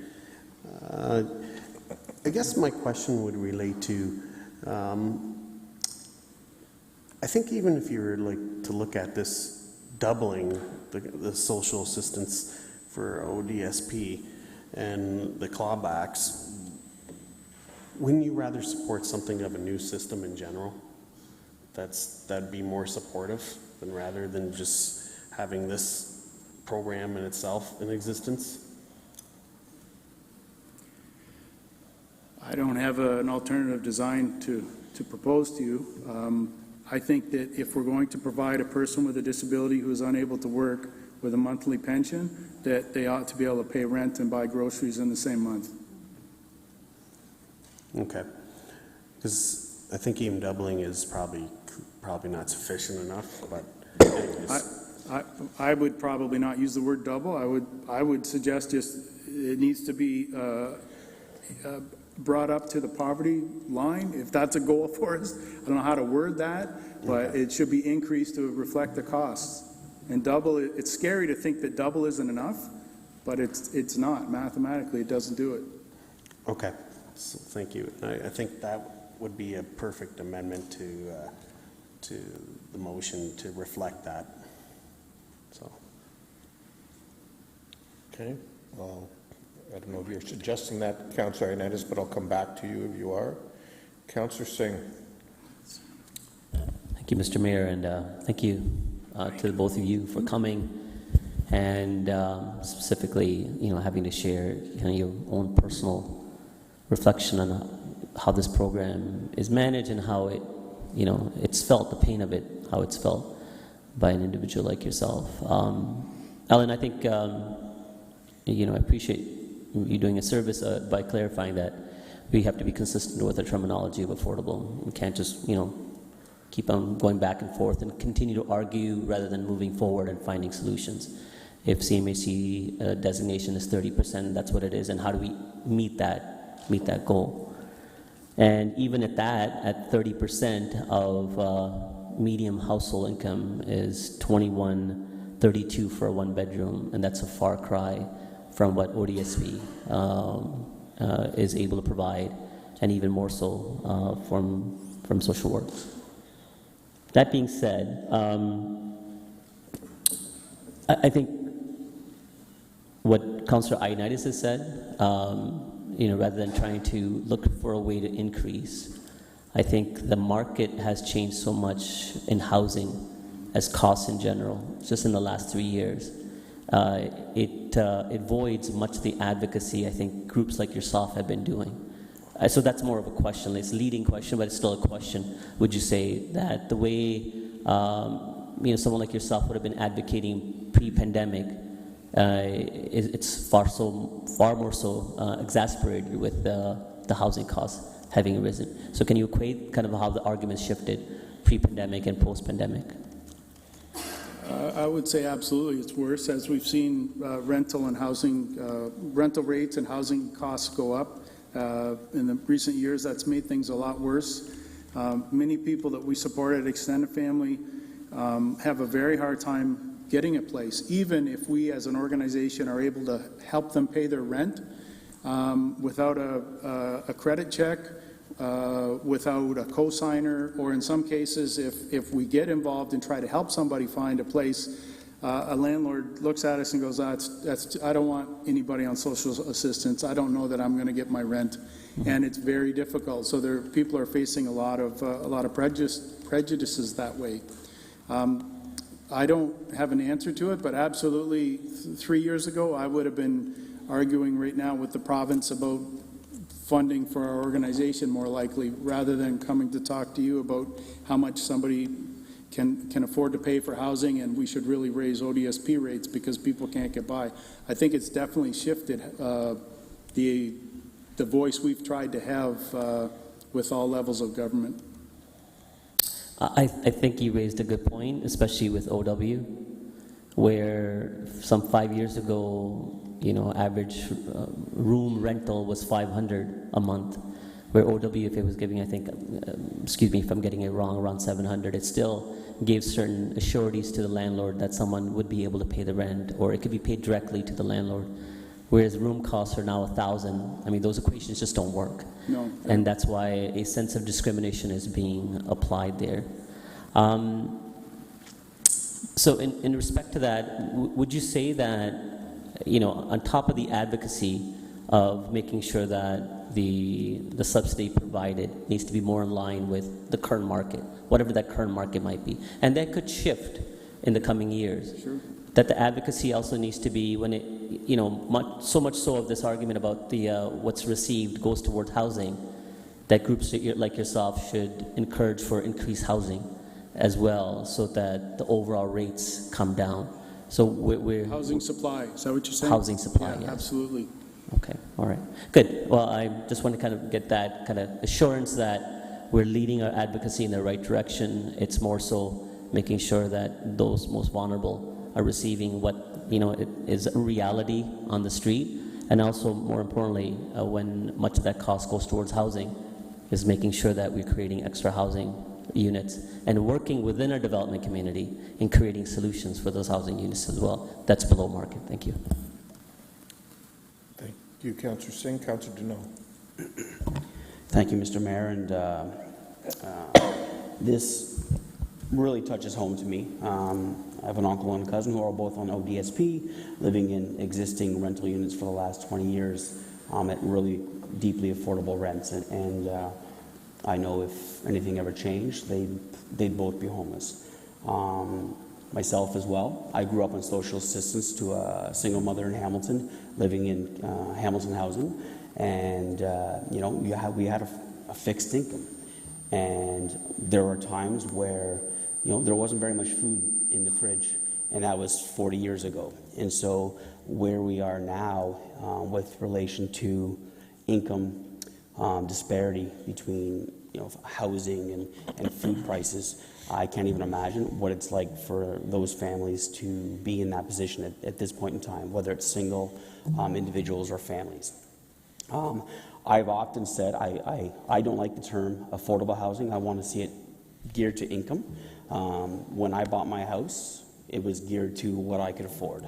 And so I would love to see a program where, the government, if your income is $1,100, what's that in relation to the rent? And then the government, if the rent was $1,400, you make sure you have an individual would have a food allowance, a few extra dollars, but then the government tops up the rest. That's the kind of program I think that would really, really help. Now, it's obviously not going to come without a price tag, but I really, really want to change the narrative of affordable housing, because affordability is different to everybody.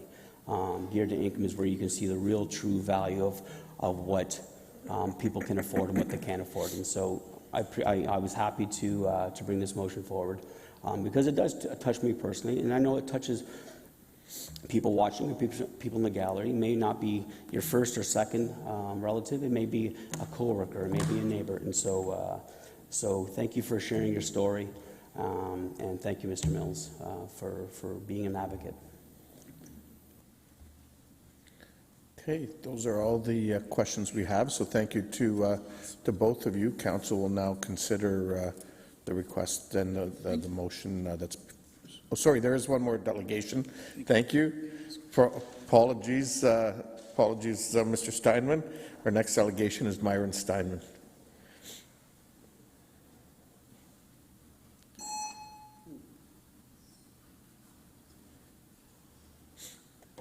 Welcome, Myron. Thank you for the opportunity to speak with you tonight. My name is Myron Steinman. I'm a recipient on ODSP. I turned age 64 in April 24. I do have a 60-second speech prepared. I will get to that. But I wonder how many of you guys remember the TV show Columbo? Columbo? How many of you are old enough to remember Columbo? Well, he always goes in his shuffle coat and says, well, I have one more concern.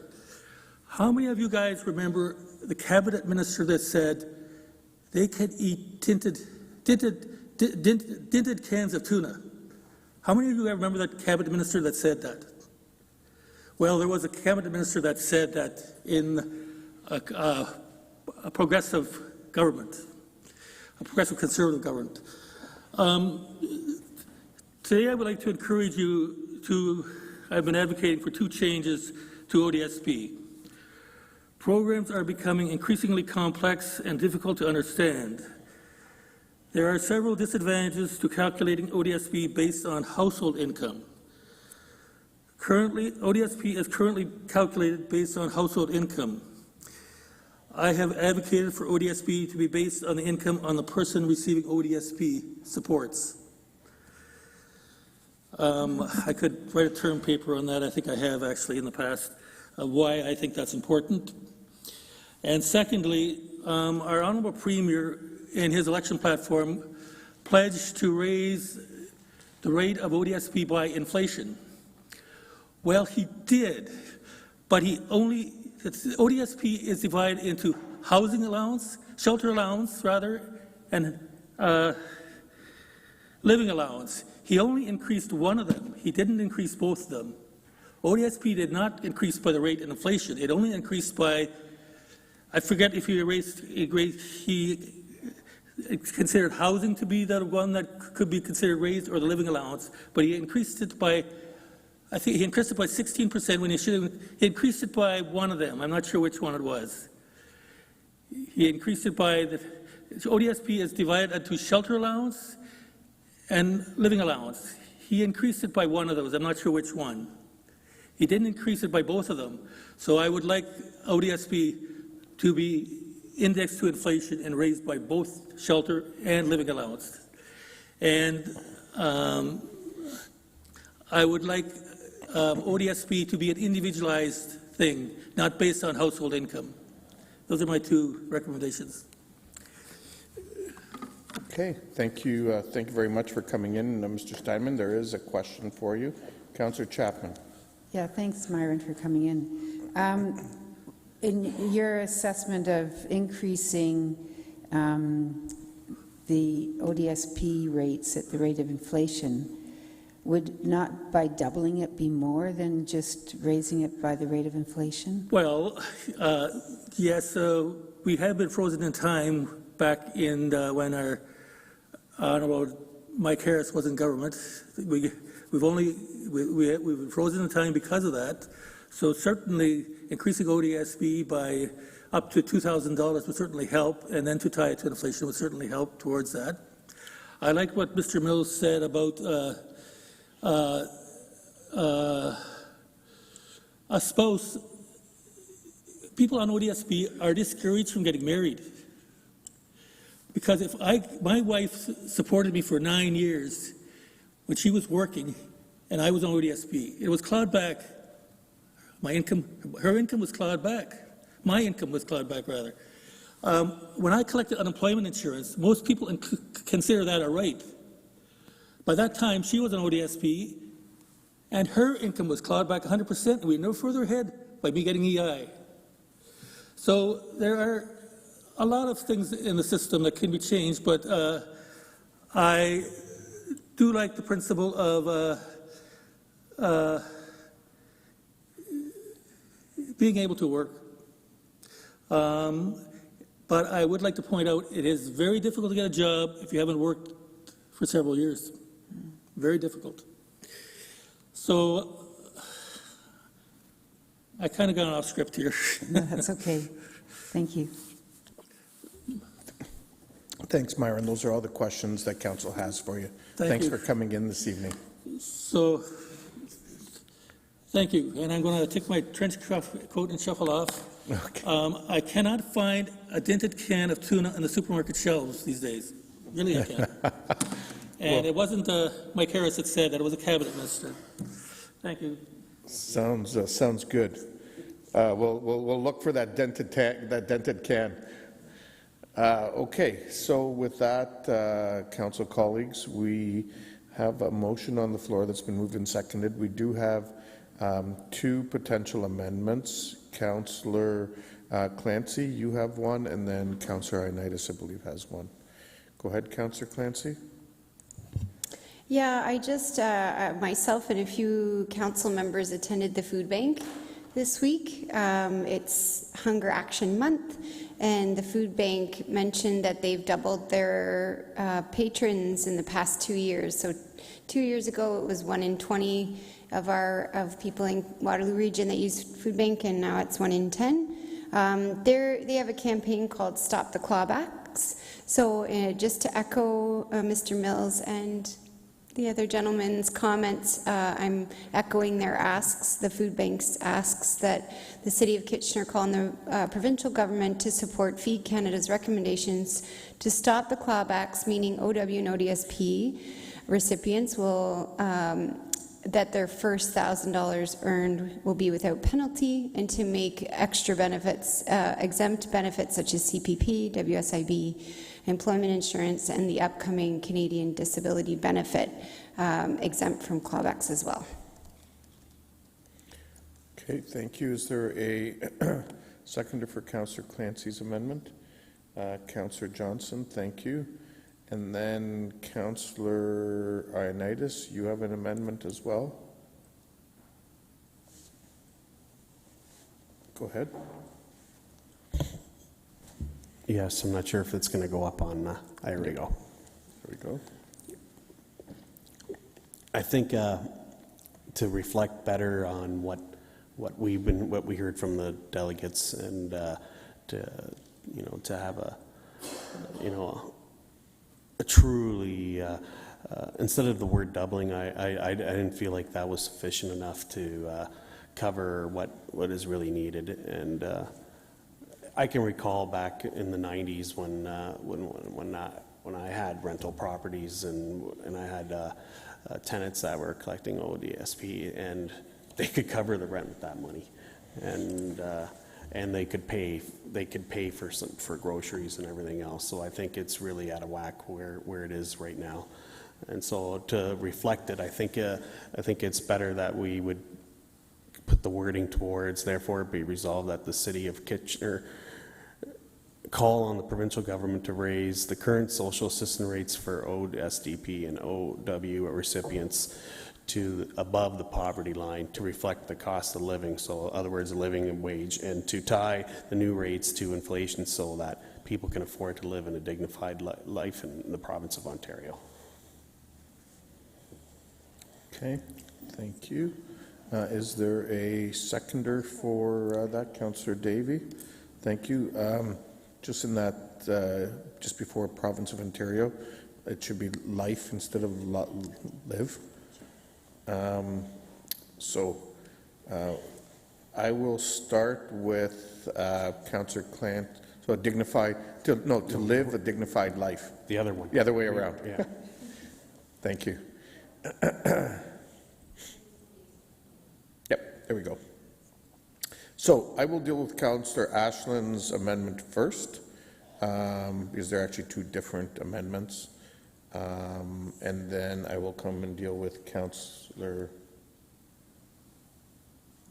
Ioannidis' amendment. Sorry, you look like you...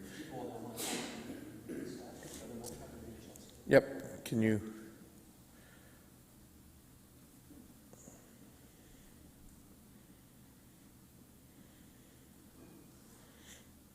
Okay, Councillor Davey, you have the floor.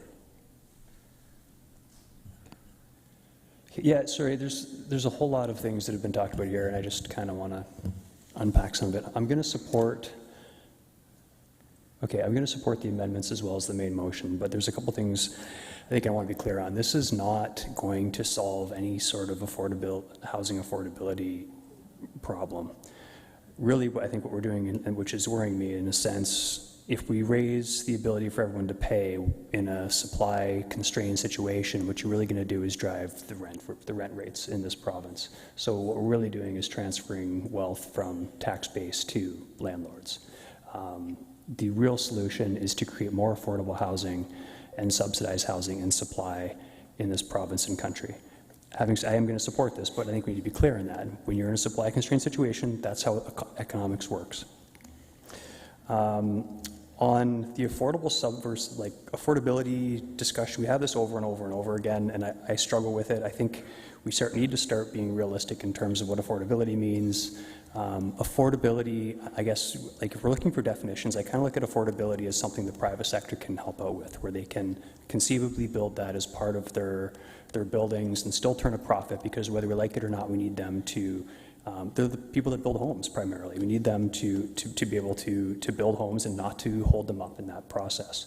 I think the other word we need to use is subsidized, and that's where the government really needs to step up. We need subsidized housing that is geared to income, and that's not, I don't like using the word affordability because it is different for everyone. It is an imaginary changing number that we can never rely on the private sector to do, because the reality is they can't build in a way to make that viable. So I want to be careful. I want to mention those two things. Lastly, I want to say, even though I am supporting this, I don't see it happening without the federal government, and I'm happy that Bill C-22 has received royal assent, and my understanding is we should be hearing some more information by the end of the year, because in my research over the weekend trying to understand all of these things, the provincial government, the total budget for this is around $20 billion. So if we're talking about doubling it, or in this case more than doubling it, that's another $20 billion that they have to somehow put into their budget, which is challenging for any level of government. And I guess the last thing I would say is I don't think I'm the dumbest guy in the world, but trying to research this stuff over the weekend, the number of different programs and the complexity. There's the new Bill C-22, there's the ODSP, there's OW. I was reading about there's specific allowances for specific diets, and if people are pregnant, or utility allowances. It's like a boat that's been patched 1,000 times, and it's complex, and unfortunately the boat's still sinking. So I really see that as what we're trying to pass up at the senior levels of government. Thanks. Thank you. Councillor Chapman. Yeah, I just have a question about the other amendment, Councillor Ioannidis. You refer to raising it to the poverty line. How does that compare to doubling it? Like in talking dollars and cents, what is the poverty line in this amendment you're proposing? So like $19.95 an hour? And how do you calculate that for someone who's on ODSP or OW?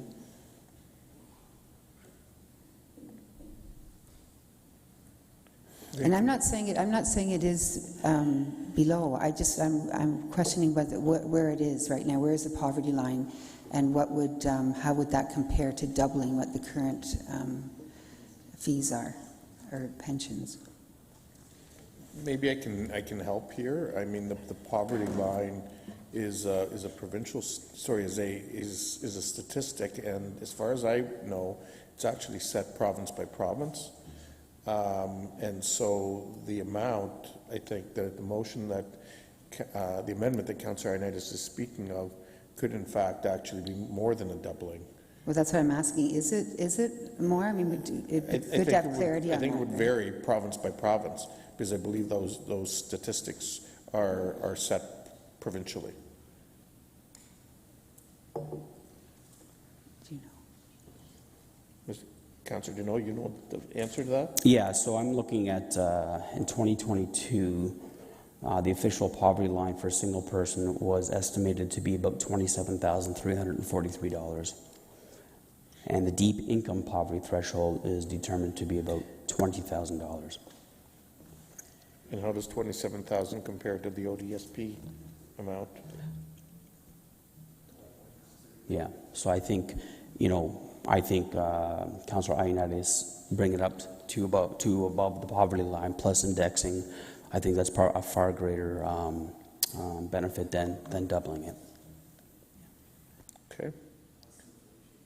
Does that answer your question, Councillor Chapman? Yep. Councillor Singh.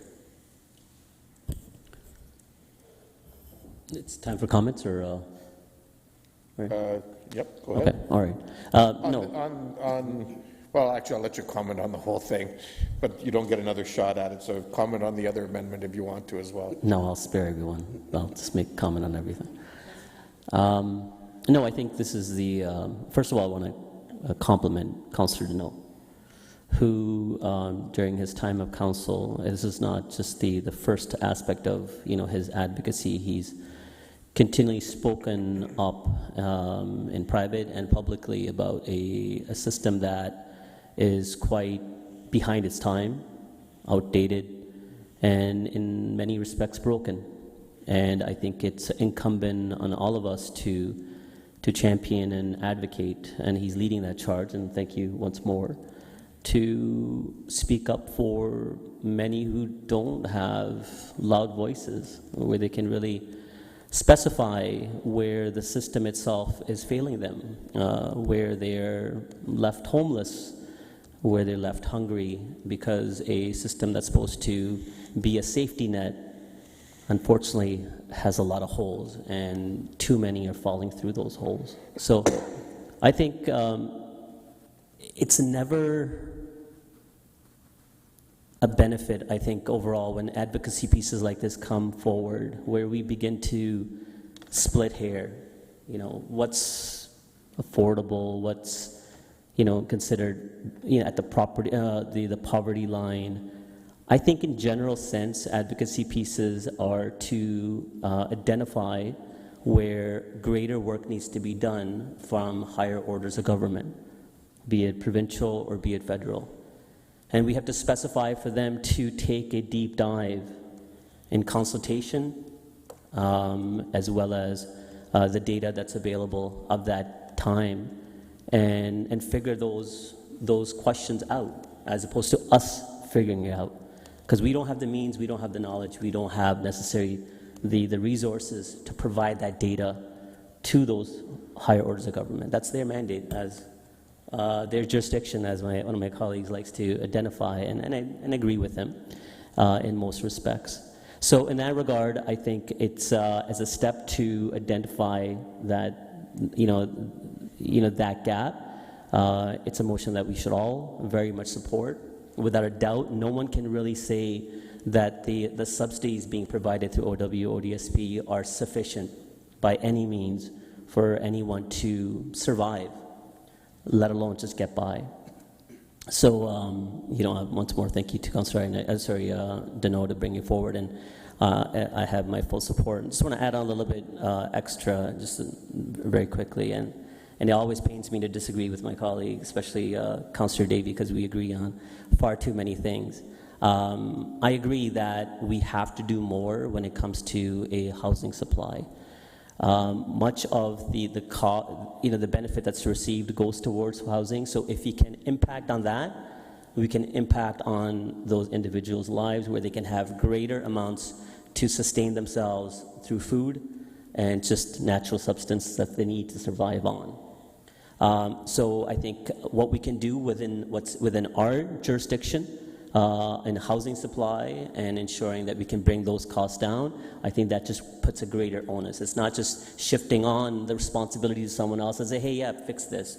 But it should be solutions about, hey, you need to fix this, and this is how we're able to come to the table with our solutions. And our solutions will be to fasten the pace of development, to ask the development community, hey, can you build faster, can you build more, and what more units you can build at affordable rate. And I think that's important.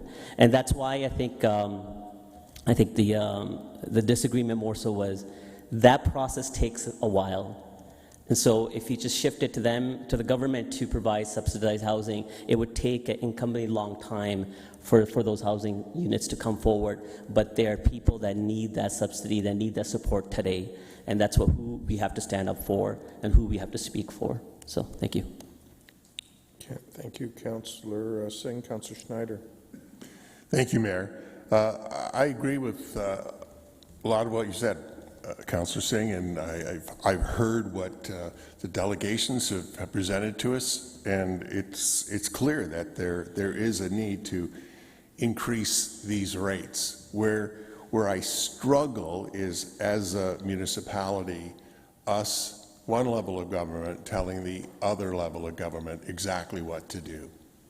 I think I'll support this, but in the end, what they're going to do is they'll look into it and they'll make their decisions based on what their experts and their research says. I think some of the things that have been suggested here tonight are good. I just, in the end, I just don't like one level of government telling the other one exactly what to do. I think if what we are basically doing here is expressing the need to increase these rates and the benefits of increasing those rates, but to sit down and say exactly here's how you should do it, I'm not comfortable with that, but I'll be supporting this. Thank you, Councillor Schneider. Councillor, shall come to, well, actually it's Councillor Deneau's motion, and so I'll go to Councillor Chapman next. Yeah, thank you. No, I fully support this motion. I just want to say in response to Councillor Schneider, I think, we listen to people, and people will fill the stands when they have concerns with a particular issue, and we listen to them. Well, here, when it comes to the province, we are the stands. We are a level of government that can go to them and say, this is what we're hearing from the people in our community, and we're taking that voice to you to say, we would like to see these changes made. So I don't think it's not, I agree, it's not something we can change, but I feel we have an obligation when people from the community, like from extended family or recipients of ODSP in this case, come to us and say, we want you to speak on our behalf and bring a motion forward to the province and the federal government to make these changes. I think that's totally in line with what our responsibility as elected officials is. So I support this. I think that it's very important that recipients of OW and ODSP are able to live a dignified life as so many other people in society are. And clearly at this stage of the development in this capitalist society that we live in, people are falling behind. And this is just one small thing that we can encourage the provincial government to correct. So thank you, Councillor Deneau, for this motion. Thank you. Councillor Ioannidis, I'll go to you next so that Councillor Deneau can have the last word. Yeah, I'll just keep it brief. I think I just want to thank Councillor Deneau for bringing this forward. I do see this as a big need in our community. I do echo a lot of the comments that my colleagues mentioned, that this is a bit of out of our jurisdiction, and yes, we do interact with other levels of government, but if you really want to talk to the source, we do have MPPs. Otherwise, why are we electing them? So that's the role they're here for. So anyways, I just think this is just a good way of sending a message to the community that we do listen, but again, our powers here are very limited, and what we say and what we do are really taken into a fraction of account of what is out there. But hopefully we do get someone to listen to us, and that way things may change. But again, I just feel like we have to do whatever we can to help when we can, but we'll see what happens. Councillor Deneau, before I go to you, I'll just make my comments. I will support the recommendation before us and the amendments before us as well. You know, I do think that, I mean, number one, we know that this is a real issue and a real problem in our community. I mean, we heard firsthand from 3 delegations tonight, including Mary, who has lived experience, and thank you for coming and sharing so courageously with us that lived experience today. It is, you know, a bit difficult because, you know, where do we draw the line as a local government in terms of the issues that we consider around this horseshoe versus those that should be dealt with by the representatives of the order of government who are elected to deal with them. So, you know, the MPPs for provincial issues and MPs for federal ones. There is no question that local government is the order of government that's closest to citizens and the one that's most accessible. However, you know, by working with MPPs, and I would encourage you to do that as well, but by working with the local area MPPs to have them consider raising this, consider bringing private legislation forward in the legislature or in the House, as well as some of the other, you know, tools that are open to them at the provincial order of government should be considered as well. But fundamentally, I can support this issue and us dealing with it because at the end of the day, the cost of not doing it, as Mr. Mills talked about, does directly impact us as area municipalities and impacts the quality of life that residents living in our community have. So whether it's access to recreational programs, whether it's the implications of people not having housing and being homeless in our community, the list goes on, and those are things that directly impact us and directly impact our budgets. And most importantly, impact the quality of life outcomes for residents in our community. And as such, I do think it's appropriate to be considering this motion, and I'll be supporting both amendments and the main motion. Councillor Deneau. Thank you, Mr. Mayor, and thank you, Councillor Clancy and Councillor Ioannidis for your amendments. I appreciate the support around the horseshoe. As the mayor said, you know, we are the most accessible elected officials that people can gain access to. I know personally how hard it is sometimes to reach out to your MPP or get an answer from your 2 upper levels of government, and so I take great pride in you know, responding and listening and bringing forth concerns, whether it is to my MPP or my MP, of what I'm hearing on the ground, because I think we have that ability as elected officials that, you know, unfortunately, unfortunately, our voices are much more heard than me before I was elected. Rightly or wrongly, I believe that's how I see my voice being utilized now. And so, you're right, it's not our jurisdiction, but again, I think it's on us to bring forward motions that affect our own community. And while we have no control over the money, we have no control over the implementation. I think what we have control is using our voices as a collective and trying to make sure our community, among other communities in the province, are looked after and people are not having to live way below the poverty line and go to food banks, which I think we should be working to abolish. But that's another story. But thank you very much. Okay, thank you. So we'll now deal with the amendment from Councillor Clancy. Sorry, Councillor O'Dooney, you didn't have your hand up, did you? I just thought I saw a little yellow corner. I want to make sure I didn't miss it. Nope, you didn't. Okay. So with that, I'll deal with the amendment, Councillor Clancy's amendment first. All those in favour? Opposed? That's carried unanimously. And then I'll deal with Councillor Ioannidis' amendment. All those in favour? Opposed? That too is carried unanimously. And now I'll deal with the main motion as amended. All those in favour? Opposed? And that too is carried unanimously. And if the motion, if the minutes can reflect that, that would be wonderful. Thank you very much to all three delegates that came in for this item this evening.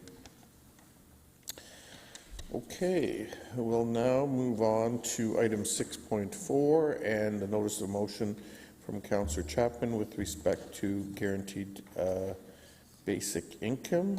And Councillor Chapman, if I can ask you to bring forward the motion focusing on the operative phrases, please. Go ahead. Yeah, thank you. I just want to point out the first whereas in this motion, because I think it's kind of important to remind ourselves that, you know, we're having this discussion about whether it's our level of government who should be doing these things or not. Well, in 2020, you may recall that we passed a motion calling on the Ontario and Canadian governments to establish a universal basic income. Because at that time we realized the importance of speaking up and speaking to this problem that we have in society. So I'll start with that, recognizing that we did pass a universal basic income motion at that time. And whereas a guaranteed livable basic income goes to those most in need and phases out an income from other sources increases. What I'm doing here is drawing from information that has been brought to me by the Basic Income Group in Waterloo Region, and trying to impress upon the rest of Council the difference between universal basic income and guaranteed livable basic income. Because it's not the same and it has different impacts on different people. Whereas implementing a GLBI, the Guaranteed Livable Basic Income program, has been shown to reduce the need for individuals to apply for multiple support programs in order to maintain a healthy and dignified life. And this is speaking to the pilot project that was introduced. Councillor Chapman, if I can just ask you to read it? Okay, sorry. To just read the operative phrases. Okay. Then we'll hear delegation and we'll have time to debate it after that. Okay, so whereas the region of Waterloo and the City of Kitchener recently passed a similar motion, and the City of Cambridge will be discussing similar motions, and I'm not sure if they already have, but therefore be it resolved that the City of Kitchener requests that the Government of Canada and the Province of Ontario work collaboratively to establish an income-tested GLBI to combat poverty, income inequality, and economic insecurity within our community. And finally, therefore be it resolved that a copy of this resolution be sent to the Prime Minister, the Premier of Ontario, local and area MPs and MPPs, the Federation of Canadian Municipalities and Association of Municipalities of Ontario for further consideration. Okay, thank you. And is there a seconder for your motion? Seconded by Councillor Clancy. Thank you. I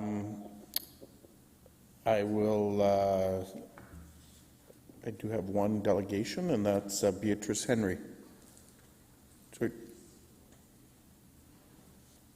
Oh, sorry, they're both speaking together, Beatrice and Katerina. So since there's two of you, you have 10 minutes to make your presentation. Thank you. Good evening, Mr. Mayor, Council, and staff. My name is Bea Henry, and I'm a member of Basic Income. Can I ask you to just pick up and move those mics, because I know that folks have a hard time hearing on the other, particularly those who are joining virtually. I'll try this. Is that better? A little bit. Oh, I just have to stay in lean the middle. in. Yep. All right. I'll lean on the table. That's okay. Thank you. We're going to share with you our research tonight about why a guaranteed livable basic income is needed, essential, doable, and affordable. And then I have to learn how to work that. Whoops. This is the definition of a basic income as it comes from Coalition Canada, a group of activists from across Canada who are working to convince politicians that a basic income is an essential pillar in a just recovery from the COVID pandemic. A basic income is a direct payment from government to ensure that everyone has sufficient income to meet basic needs, participate in society, and live with dignity regardless of work status. We're talking tonight about a basic income guarantee, or as it is sometimes called, a guaranteed livable basic income, and not about a universal basic income. With a basic income guarantee, only those whose income falls below a specific threshold would receive the money. The amount of the basic income would decrease as other income increases. There are, of course, lots of details that would have to be decided when a basic income is implemented. For example, how much the basic income amount would be and how much it would be reduced as a person's other income increases. This slide shows some of the reasons that a guaranteed livable basic income is so needed. These bullets are all either indicators of how people fall into poverty or the consequences of living in poverty. They're not new to us.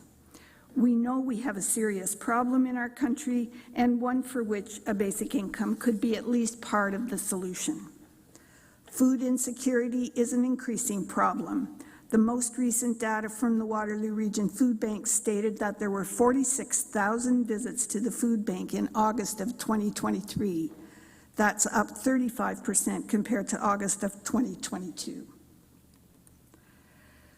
This shows that people living in our area who are making the minimum wage are trying to live on an income that is 25% below what has been calculated to be a living wage.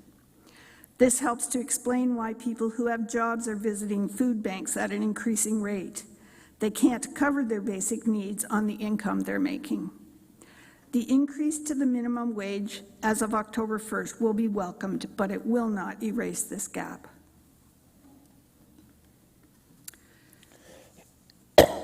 As Coalition Canada said in its report to the Standing Committee on Finance, by tying benefits to conditions such as employment rather than to income, our current social safety net fails to provide adequate support to many Canadians. Employed individuals make up the majority of those living in poverty at about 54%, indicating that participation in the labour market is not enough to lift millions of Canadians out of poverty. A basic income is essential. It would allow people to participate in their local economy, live more safely, and thrive in their communities.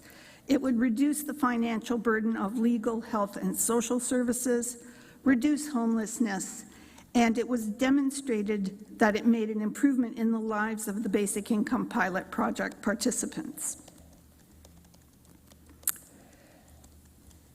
The wealthiest 20% of households controlled nearly 68% of the total net worth in Canada in the first quarter of 2023, while the least wealthy 40% accounted for 2.7%. A basic income would contribute to decreasing policing and corrections costs, healthcare costs, including emergency room visits and mental illness services, and to decrease visits to food banks and homeless shelters. A basic income is doable. Although it was not perfect, we have seen that the government can implement a program like a basic income efficiently, securely, and economically.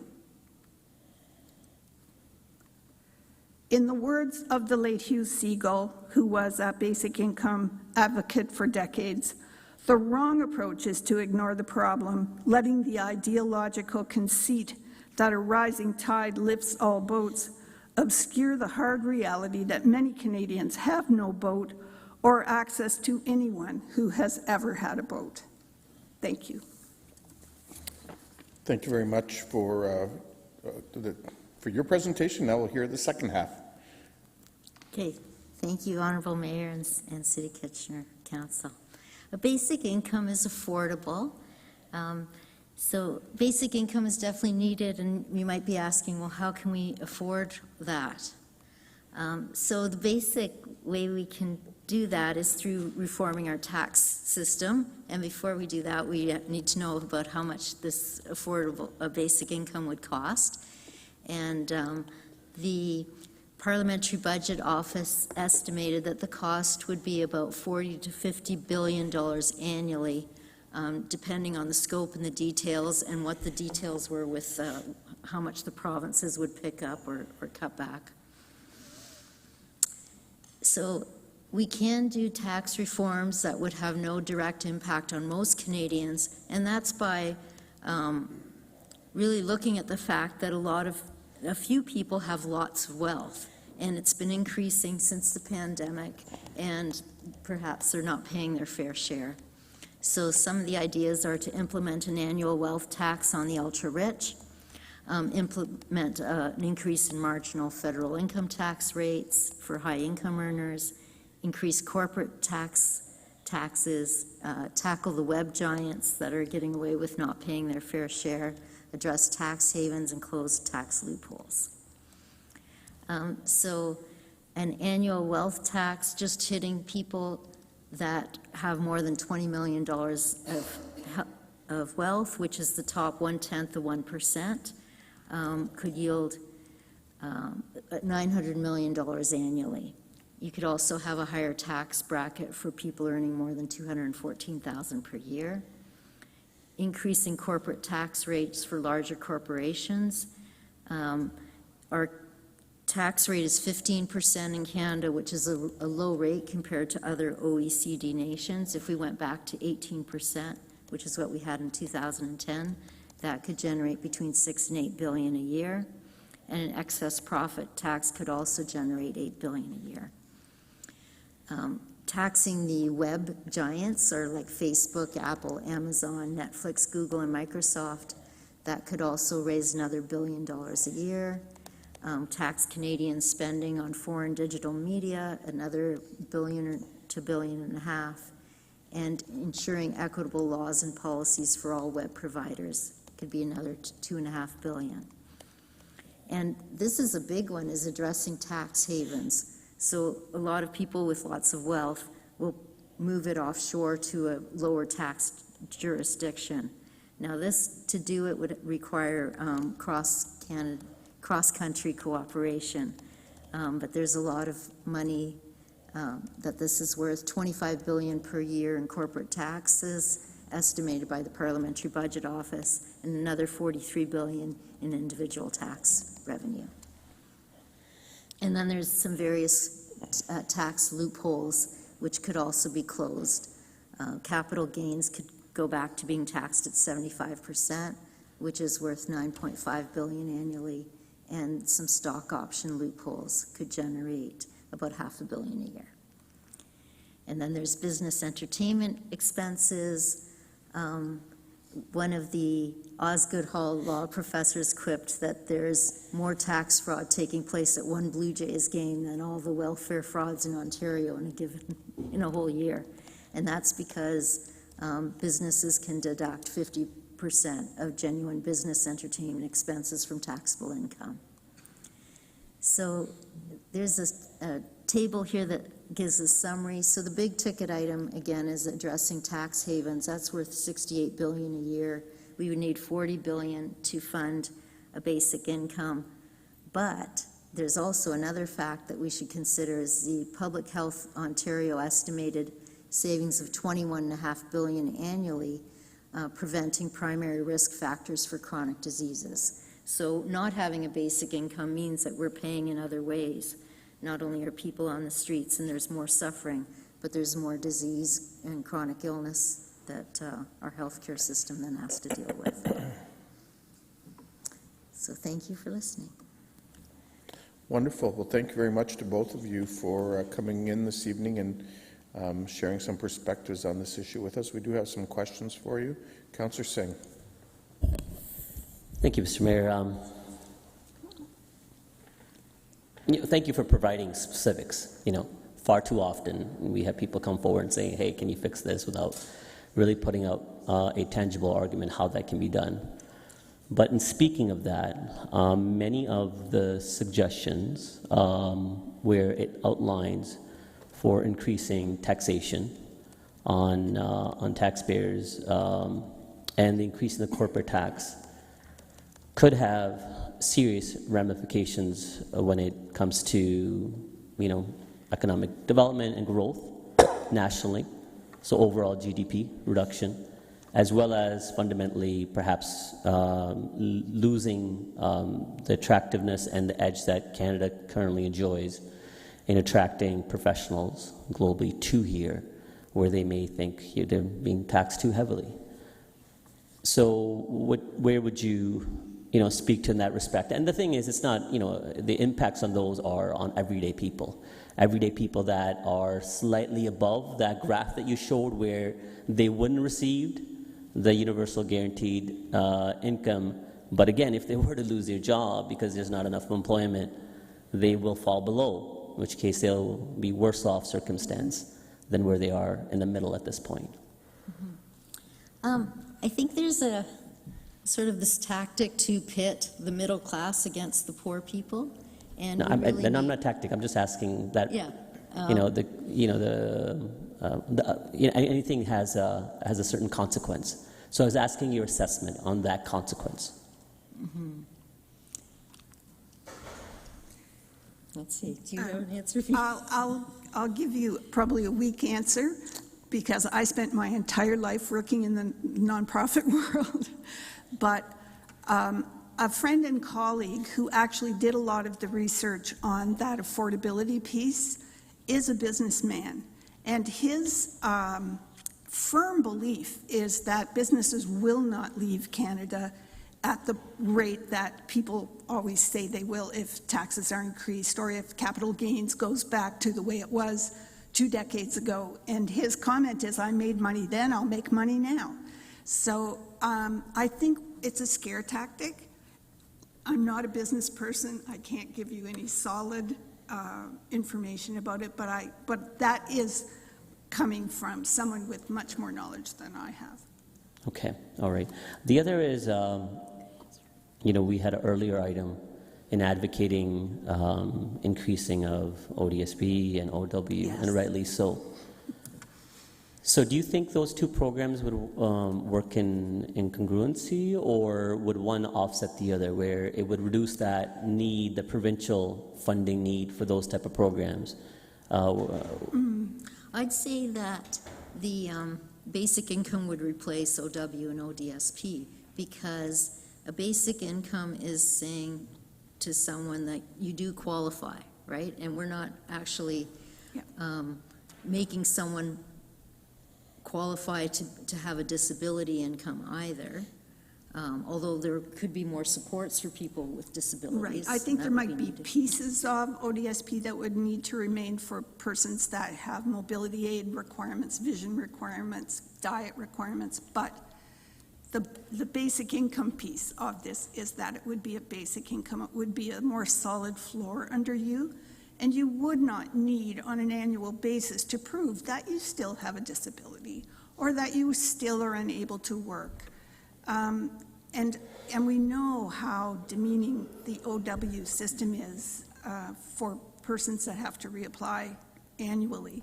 So this would be done through the income tax system, and it would be based on your income. Okay. And it would be individual. So just to reflect on what our previous delegation was saying about ODSP being penalized based on household income, we're talking about a basic income being related to the individual. Last question. Sense of incentivization, right, to encourage able-bodied individuals. I'm not talking about someone who's dealing with, certain limitations to be within the workforce. And I think that's why we do need absolutely safety nets for those individuals.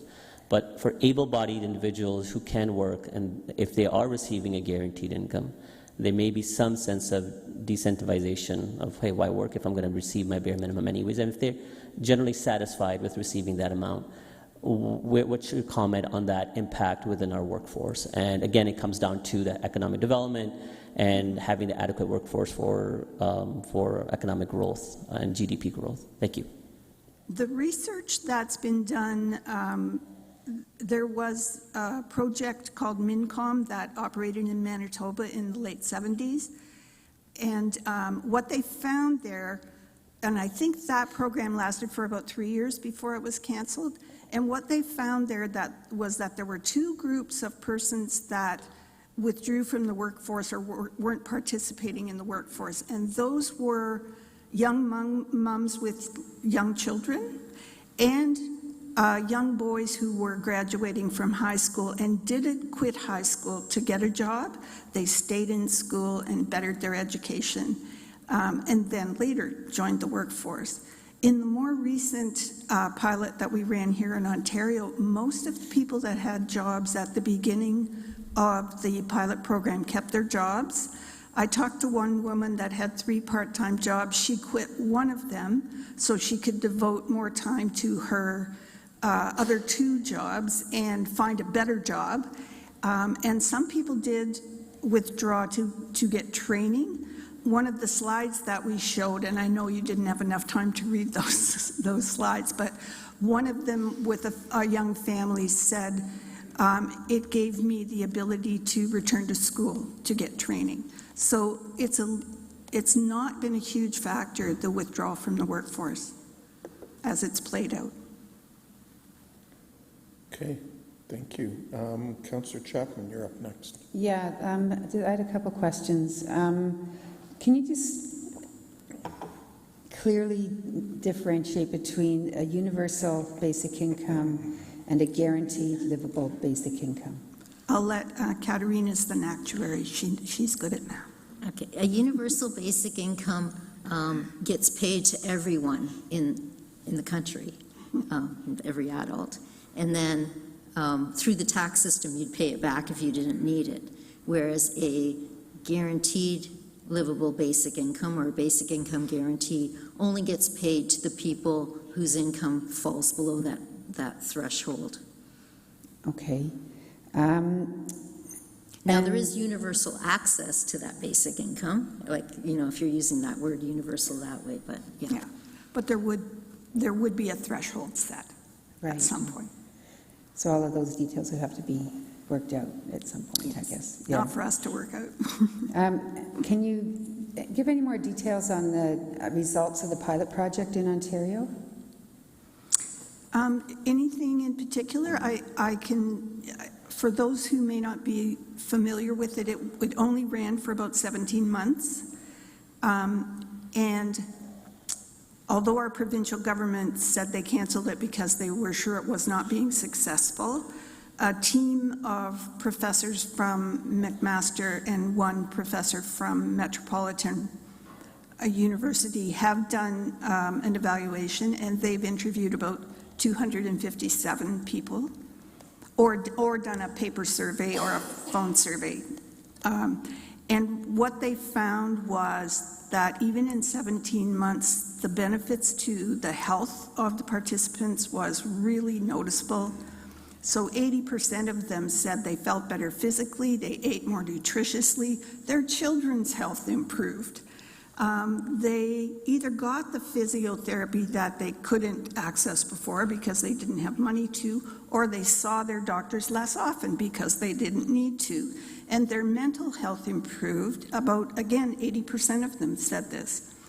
And they felt less stress, less worry, and less anger, which I thought is a really interesting result because we know that poverty can be a driver for all sorts of negative things, not only poor health, but domestic violence. So if you have less angry people, that can only be a good thing.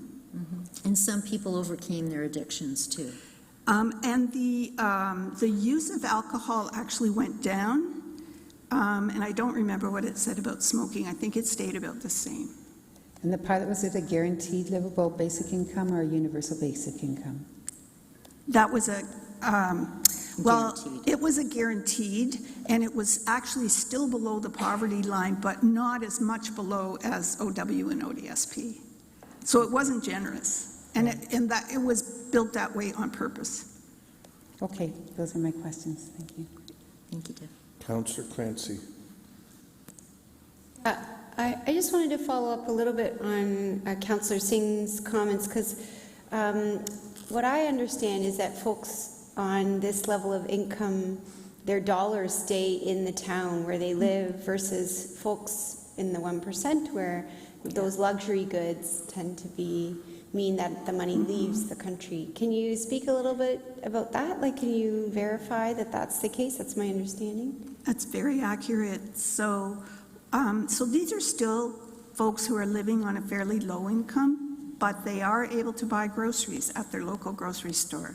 They are able to go out for a coffee. Some of them spoke to this, being able to go out for a coffee with friends without having to consider, can I do this before the end of the month? I saw an interview with one woman who enrolled her daughter for piano lessons. So all local stuff, right? Your kid can play soccer maybe, or you can spend your money in your local town. Yeah, it sounds like some economic benefits for Canada. Absolutely. Right, versus money that leaves. Thank you. Okay, thank you very much. Those are all the questions that we have this evening. So, Councillor Chapman, you moved the motion and it's been seconded. Are there any questions? Councillor Schneider. Yes, I would like to move a deferral on this item until after the provincial election.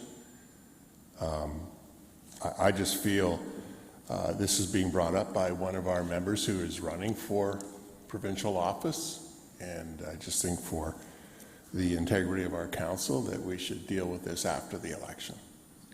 Okay, is there a seconder for that? Councillor Michaud. So that's been seconded. On the issue of timing, Councillor Chapman. Yes. I just want to point out that in 2022, after the municipal election filing date for nomination day, I think it's called, on May 2nd, there were 7 motions brought forward by city councillors at this table during that period while we were all canvassing. And there were never any concerns about us bringing motions forward to city council in that context. So to sit here and think that because I'm running provincially, this motion has nothing to do with my status as a provincial candidate, it's 100% to do with the residents who have spoken to you here today. I did not reach out to them. They reached out to me. This motion is being passed at the region, at the city of Kitchener. Hold on, a point of order has been called. Councillor Davey. Deferral motions, comments are restricted to timing. Okay, Councillor Chapman, if you can restrict your comments to timing. Will I have an opportunity to speak to this later? Sorry? Will I have an opportunity to speak to this later? Depending on if the motion's deferred or not. If it's deferred, then we'll just be dealing with timing. Okay, Councillor Deneau on timing. Just a point of clarification with what you're referring to, Councillor Davey. Sorry? I'm just looking for a point of clarification. What do you mean timing? So when somebody moves deferral, Councillor Schneider's moved deferral until after the provincial election, and so we can debate, is that the right timing, is that the wrong timing, but that's all we can debate on a deferral motion. Okay. So, Councillor Clancy on timing? I just know that this is in line with other municipal or councils in our area. So, I mean, this is a common practice where if something's passed at the regional level, often municipalities echo those things. This, to me, it fits a social norm of how the municipalities in the region interact. That's an observation around timing that's related. Okay. On timing, Councillor Deneau? Thank you. I understand Councillor Schneider's concern. What I would add is that Councillor Chapman and Councillor Clancy as well, while being candidates in the current provincial, whenever that occurs, I would say that their motions in the last 10, 11 months that have been brought forth from them, and their comments and concerns and around social inequities. I think it's been consistent for the last 11 months that I've been on council. I understand the concern, but I don't think this is out of the norm for any items that they've discussed. Okay. So it has been moved and seconded. I'll deal with the deferral motion. We can. Recorded vote's been called. Sorry? No, deferral, yeah.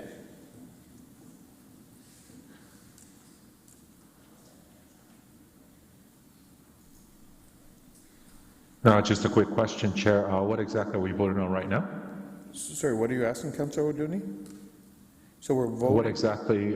So we're voting on a motion to defer this consideration of this issue until after the provincial election. So if you agree with that, you would vote yes. If you want to proceed with discussing it today, then you would vote no.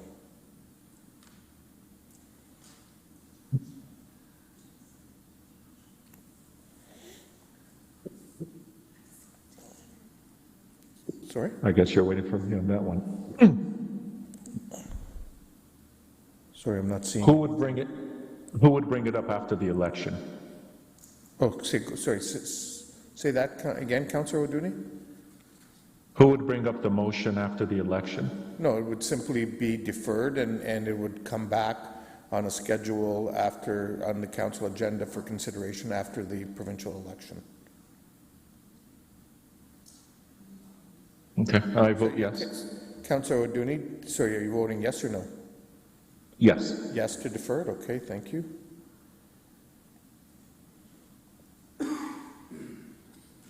So the motion to defer is passed. So the issue will come back after the provincial election.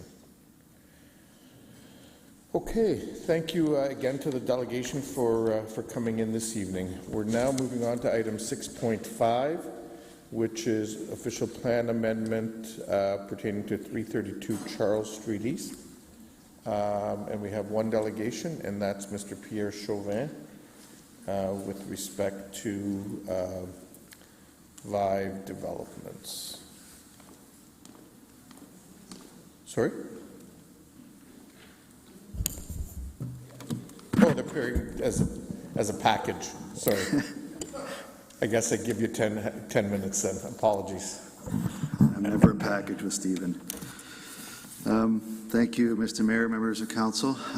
Just here in response to a portion of the resolution from your Planning and Strategic Initiatives Committee, which sought to look at alternatives.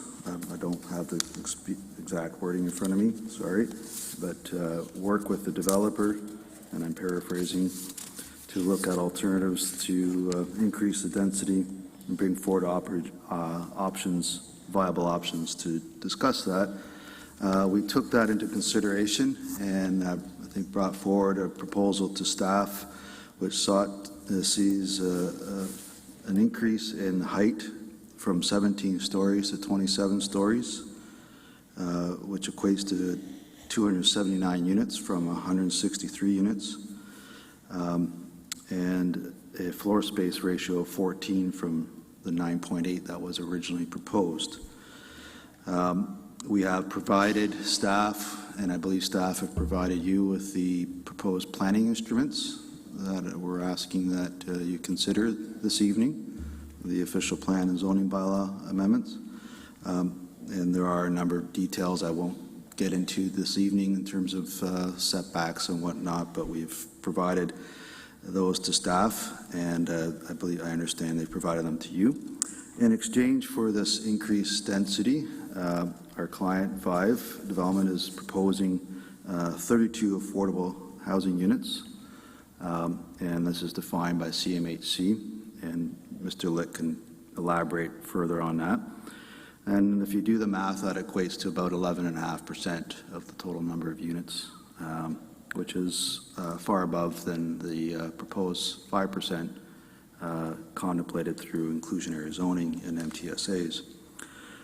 In addition, they'll be proposing 40% of the energy savings through at-source heat pump sources, and that's also something that they're proposing, as well as universal accessible units over and above the Ontario Building Code requirements. So I'll let Mr. Litt explain further some of those offerings in exchange for the proposed density, and I'll turn it to Mr. Litt.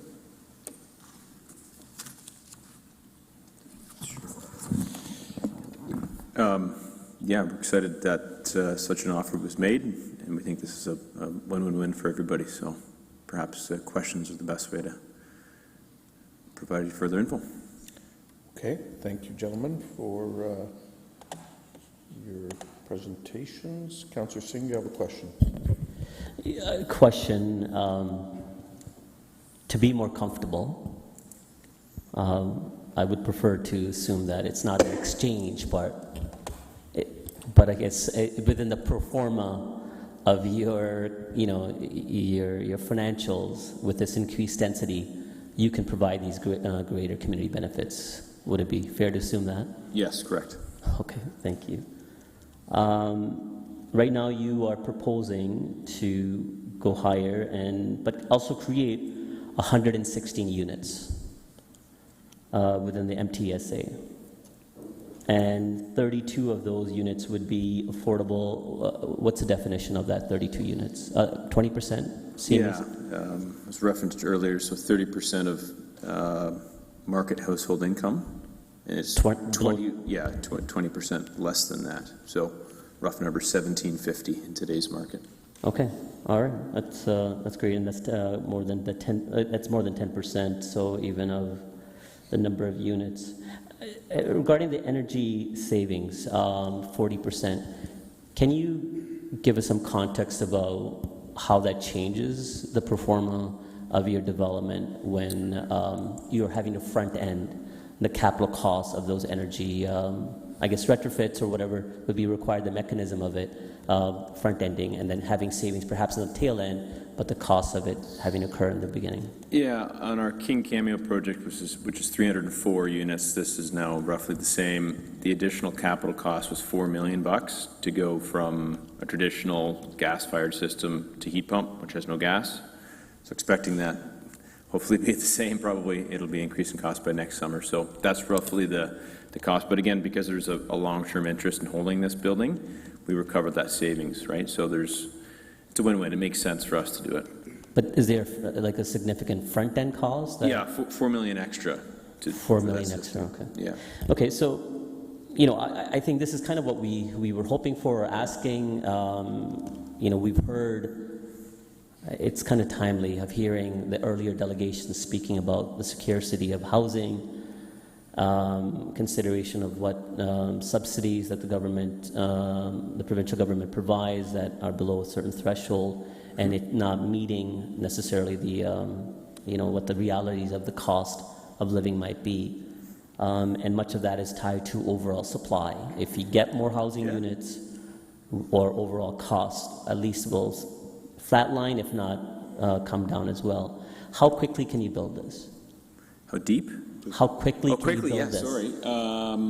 I think I suggested next summer. So if you go drive by now, we're just doing a bit of a cleanup for some contamination, but we've already retained our design team. Subject to today's meeting, we'll go full tilt. So yeah, this time next year we'll be in the ground. Okay.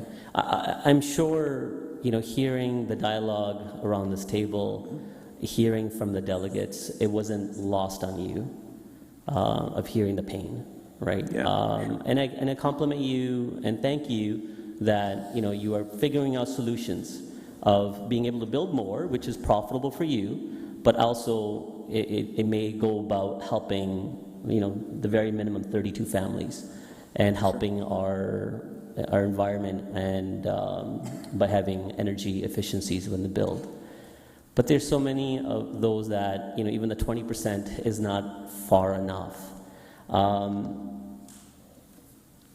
Would you find it feasible if we were to ask, if the capacity is there to go further, more deeply affordable, instead of the 20%, perhaps 30%, some segment of that 32, and just throw out 10 additional, or 10 units of that 32 be at 30% as opposed to 20%, so that we can actually say to our community that this will go a long way to helping some serious families and individuals that just don't have capacity otherwise.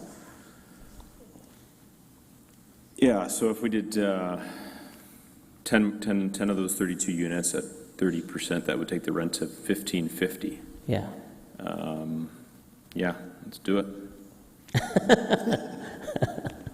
Rock and roll. I really do appreciate that, Vivian, you saying, good. let's do it. I think that's the sentiment that we're really wanting from the development community, where they come to the podium and say, let's do it. Yeah. So thank you. So perhaps that would be the amendment as well, or, yeah, okay, thank you. Councillor Deneau? Sorry, Mayor, it's more of a comment than a question. Okay, you can cue back in. Will do. At the appropriate time. Councillor Schneider, question?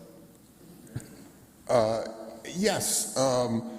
So the heat pump system that you'll be using here, is that the same as, similar to what you're doing on King Street? Correct. Okay, and I know there's the upfront cost of $4 million. Does that bring any long-term savings down the road when it comes to rents at all? Does that help your bottom line? Yeah, it's a great question. So, if you look at it's not a secret, but so, in a new apartment building, those utility costs are generally offloaded to the tenant. So yes, those costs are passed on to the tenant. Now, the common areas, the corridors, the makeup air system, the lobbies and such, those costs are borne by us as a landlord. So yes, there's a double whammy effect of increased energy efficiency in an apartment building in today's climate. Those savings are passed on to the tenant.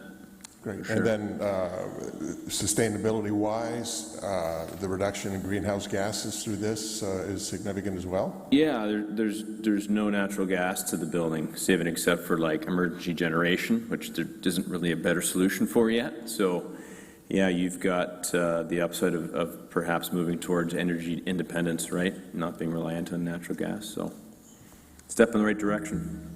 Okay, thank you. No problem. Councillor Davey. Yeah, thank you for responding in, I'm going to say, a bit of a dramatic way. It's impressive. Just wanted to get clarification. I'm not sure if it was in the presentation, but so I just heard 10 of the 32 units will be at 30%, and so the remaining 22 will remain at 20% below. Okay, can you put that in savings dollars for me? How much? Yeah, so the 20% off discount to today's, again, reflecting market, would be $1,750 versus $2,200. That's, believe it or not, what a one-bedroom rent's for. And then the 30% would be another $200 off that, so that's $1,550 versus $2,200. So, and their commitment for 21 years, so it adds up. Yeah. That's great. Thank you. Okay, those are all the questions that council has. Great. Thank you. Thank you. Gentlemen. Councillor Singh, if you can bring forward the recommendation, and then I'll consider amendments. Go ahead. Thank you, Mr. Mayor. I'm just going to pull up an email as well. So this is coming from the Planning and Strategic Initiatives Committee. It was more so referred to Council as to consideration in conversation with the developer and our planning staff, where committee asking, or Councillor Davies specifically asking, if there is capacity to increase the development scope to bring online additional units, as well as asking if there's capacity from the developer to create some community benefits as well. So it's moved by myself and seconded by Councillor Chapman, but I think there's a additional addendum that would be required as referenced from our planning division, that pursuant to Section 34, subsection 17 of the Planning Act, RSO 1990 CP.13, as amended, further notice is now required to be given in respect to the zoning bylaw amendment ZVA 23/016/C/CD, and this motion also take into account the developer's forthcoming willingness to have energy efficiency of 40%, energy saving over the building code, as well as including 32 units which will be affordable for a 20-year period. Of those 32 units, 22 at 20% discount from market rent, and 10 units at 30% discount from market rent, as well as accessibility of 2 adaptable units and 2 universal design units in addition to the minimum requirement under the Ontario Building Code. Okay. So hold on. So just to be clear, you're bringing forward the recommendation that's in the report that was considered by council, and you're also bringing forward those amendments? I'm outlining the specifics of what the developer is pinpointing, but because I'm moving, if you require someone else to move that, that's fine as well. I just included that as part of the main motion. Yeah, I think we will look to the clerk for direction, but I think I would need to treat it as an amendment, correct? Yeah, so, okay, so Councillor Davey will move the amendment. So the original motion is moved by yourself and seconded by Councillor Chapman as the vice chair? That's correct. Okay, and then Councillor Davey will move the amendment that staff had emailed us about, plus the 30%, okay? So does staff have that? I'll second it. Can you provide it in writing to staff, please? You. Okay. So that would be the addition, the 30%, so 10 units at 30%.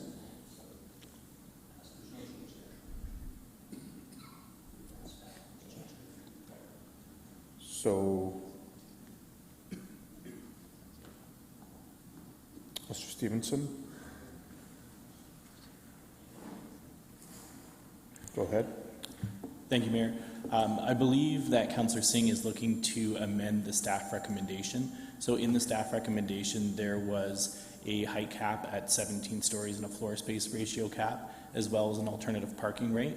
I believe Councillor Singh is proposing to amend to allow for a 27-story building, to allow for the reduced parking rate at the 0.3, as well as the floor space ratio increase to 14. I had provided by email this afternoon amended and revised official plan amendment and zoning bylaw amendment. So if that is the intent, you would just amend the instruments that are attached to the PSIC report from Monday by amending those 3 clauses, and then that would implement what you're proposing to do. Which is what Councillor Davies moved and Councillor Singh has seconded as an amendment. But my question is, I don't think that covered the 30%. Yes, through you, Mr. Mayor. So, does it cover it, or does it need to be explicit further to your email? So the community benefits are not able to be prescribed within the instruments because there is no more ability to require them under the Planning Act. So these are the reasons, perhaps, that the council is looking to amend it, but they can't be implemented because they are not enforceable because there's no agreement mechanism. So what have I understood is the additional commitment for the additional 10 units is what they're proposing in order to satisfy council to make this amendment. Okay, so there are some legal implications around this that staff have previously advised on. I'm not sure if we need to. Ms. McDonald, is that something that you're comfortable talking about here, or do we need to go in camera?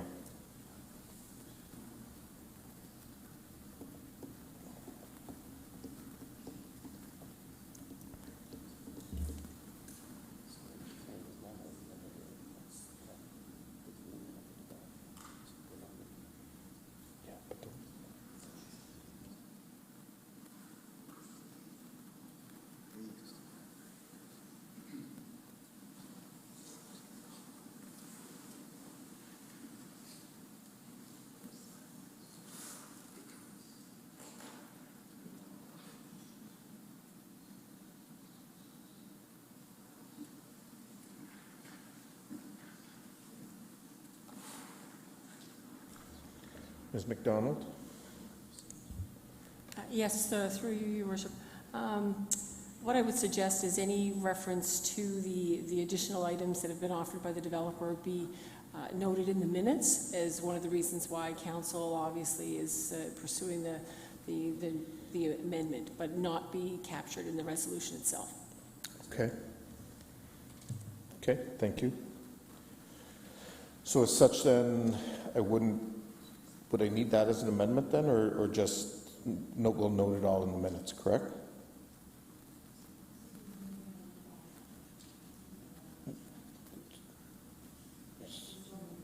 We still need the amendment, okay. You're comfortable with that, Ms. McDonald?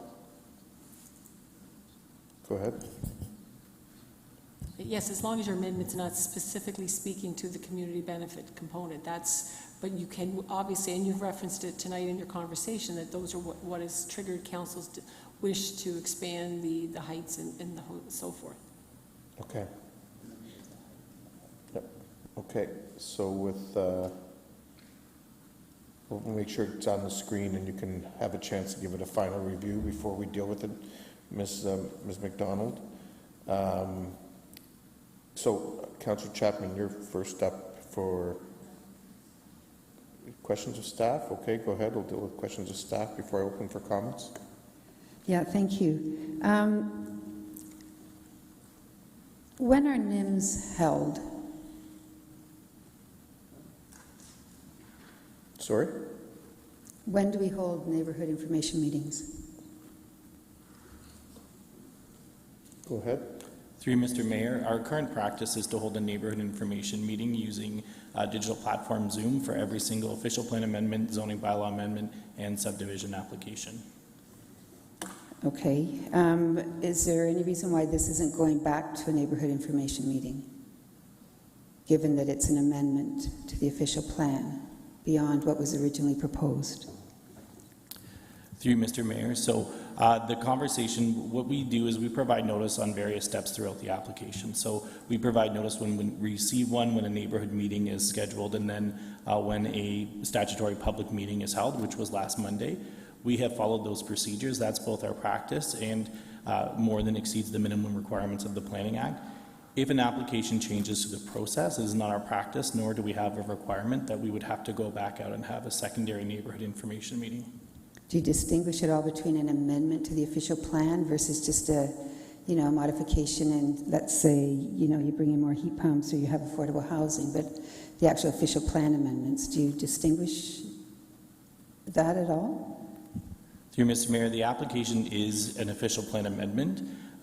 If someone is engaged in the process, we do notify them and give them updates on where the process is going, and once the statutory public meeting is held, if people are interested, then they would continue to participate in the process.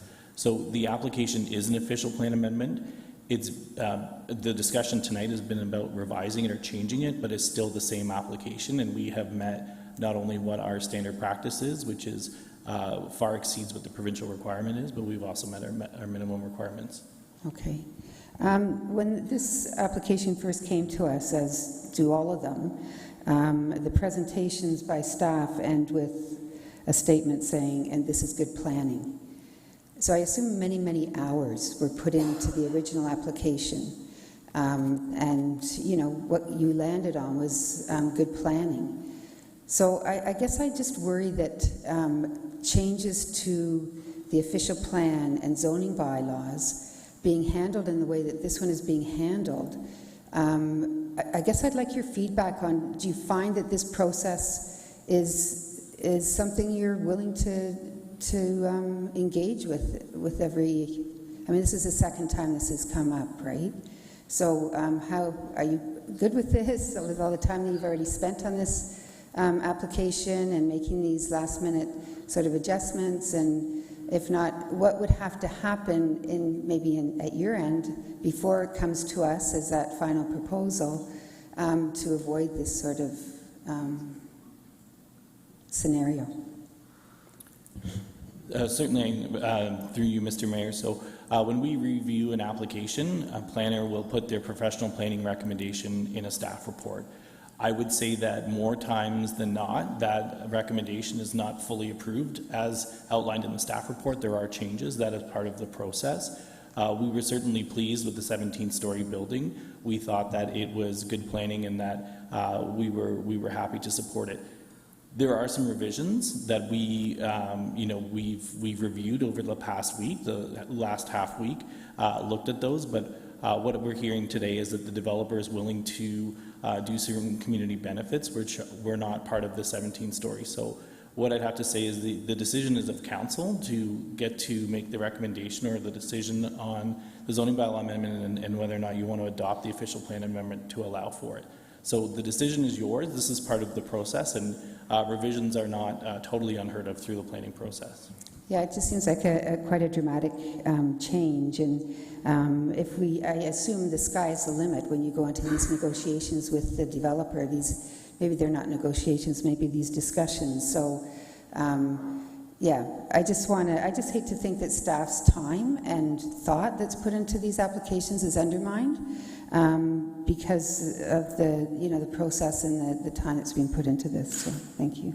I'll have comments shortly. The other people in the queue have questions of staff still? Councillor Schneider?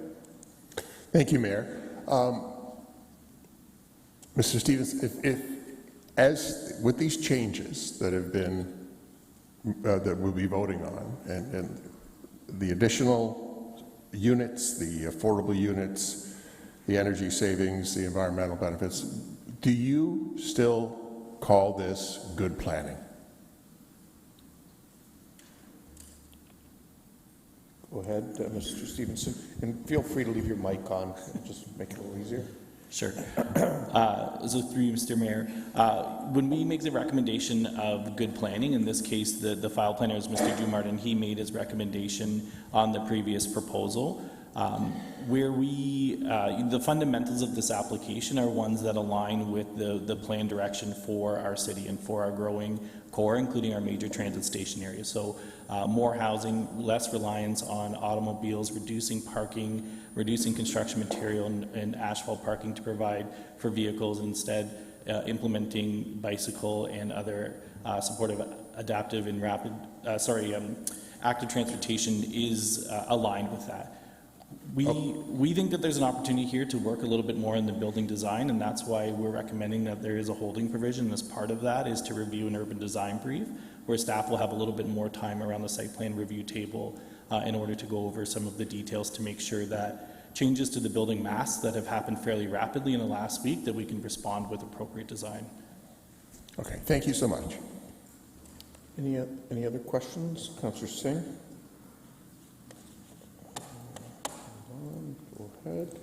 Thank you. I think Councillor Schneider has asked a very good question regarding the process and staff's assessment of what's being proposed as now, in keeping of conversation that has taken place between the developer and staff.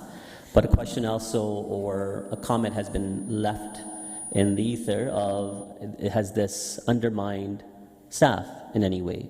Can you comment on that?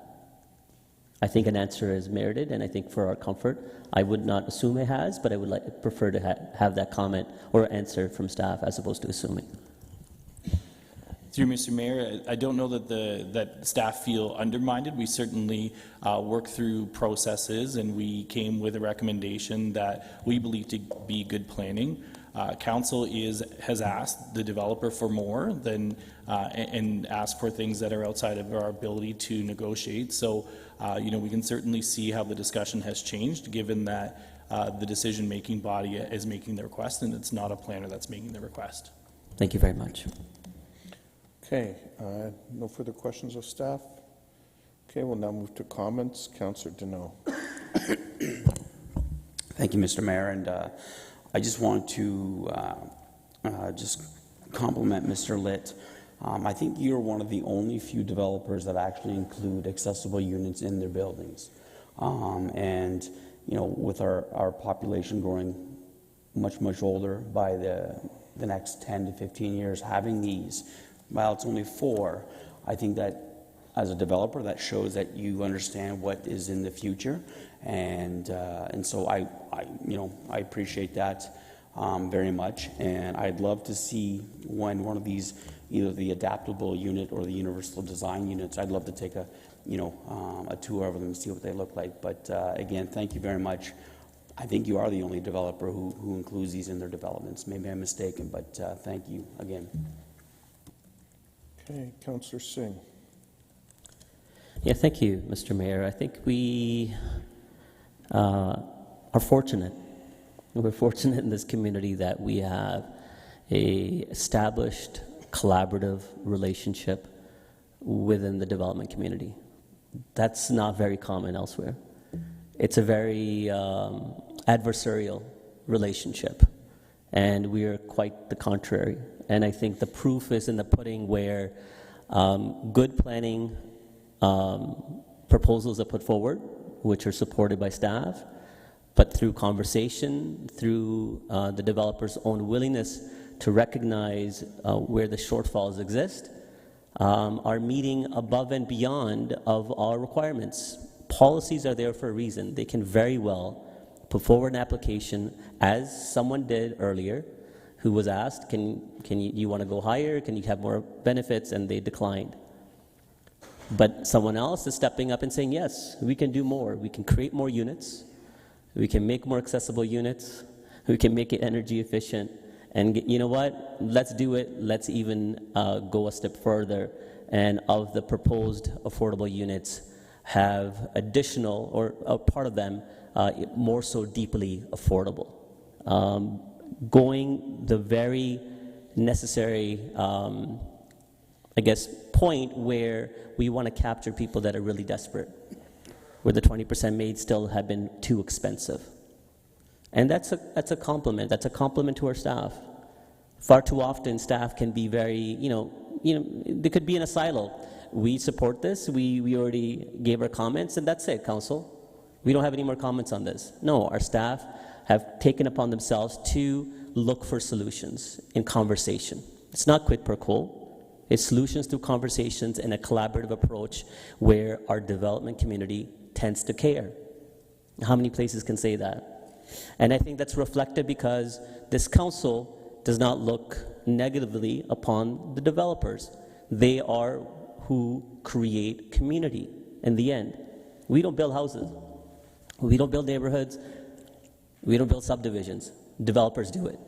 And when developers are building for their financial benefits, but even more so, they want to leave a legacy, and their legacy is helping the community that makes an amazing community.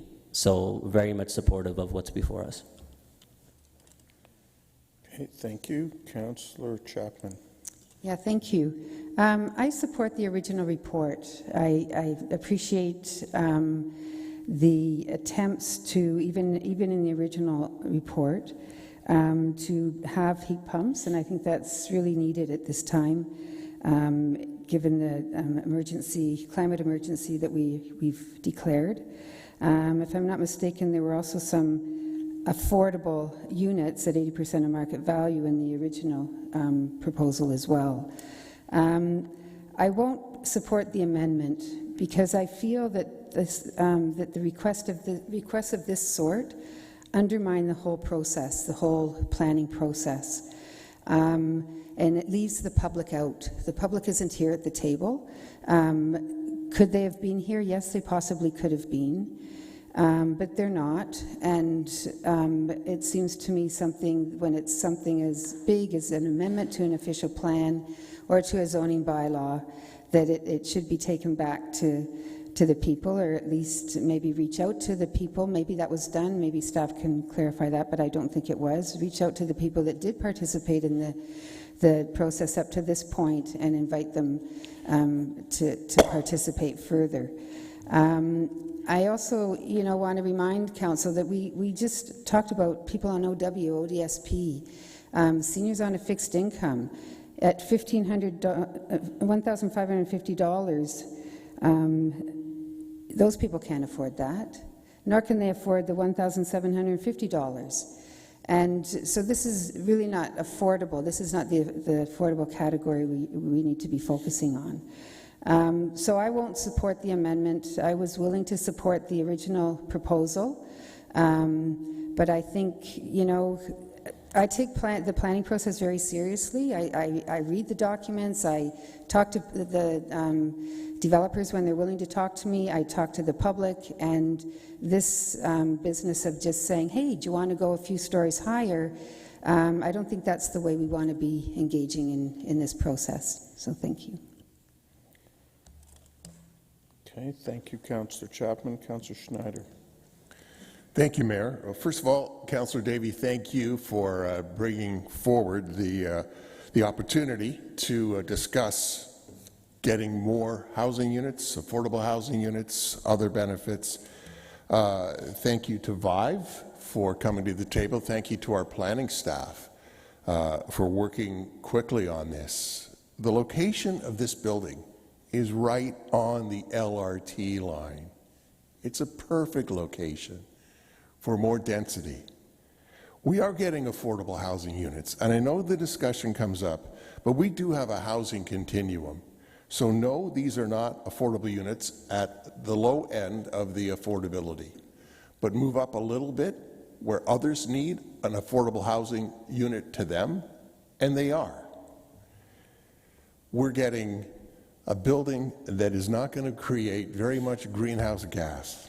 We're having a building with heat pumps for environmental sustainability. We're getting some accessible units. Developers are not going to be the ones to build the affordable, deeply affordable housing. That's going to have to be done with the government. I want to say too, it does bother me sometimes that developers are picked on, or the big bad developers that want to make so much money. And they're not making a killing off of this. Yes, they're making a profit. They need to make a profit so they can reinvest in our community. I commend VIVE for coming back and doing this, giving us more units, affordable units, working together with our staff. This is done quickly. And again, I said before, we have a once-in-a-lifetime chance at this. And now, because of the hard work and the cooperation between our staff and VIVE, and a suggestion by Councillor Davey, we're getting more units, we're getting environmental benefit, and we're getting some affordable housing units. This is a huge win, and I thank everybody. Okay, thank you, Councillor Schneider. Councillor Davey. Thank you. First, I want to thank staff for responding quickly. I know that this isn't the regular process that we go through, and I 100% acknowledge that. I also want to thank Vive for coming forward with a proposal that far exceeds what I was expecting in terms of community benefit as well as a general supply issue. On that, I have to say that I am amazed that anyone could not support the change proposed here. It has been a well-known fact and proven over and over again that the reason for the high cost of things is a shortage of supply. Frankly, if there was zero affordable housing in this proposal, it should still get approved because supply is the overriding reason why rents and housing costs are what they are. But it's not. The developers come forward of the 116 additional units, 32 of them are going to be discounted.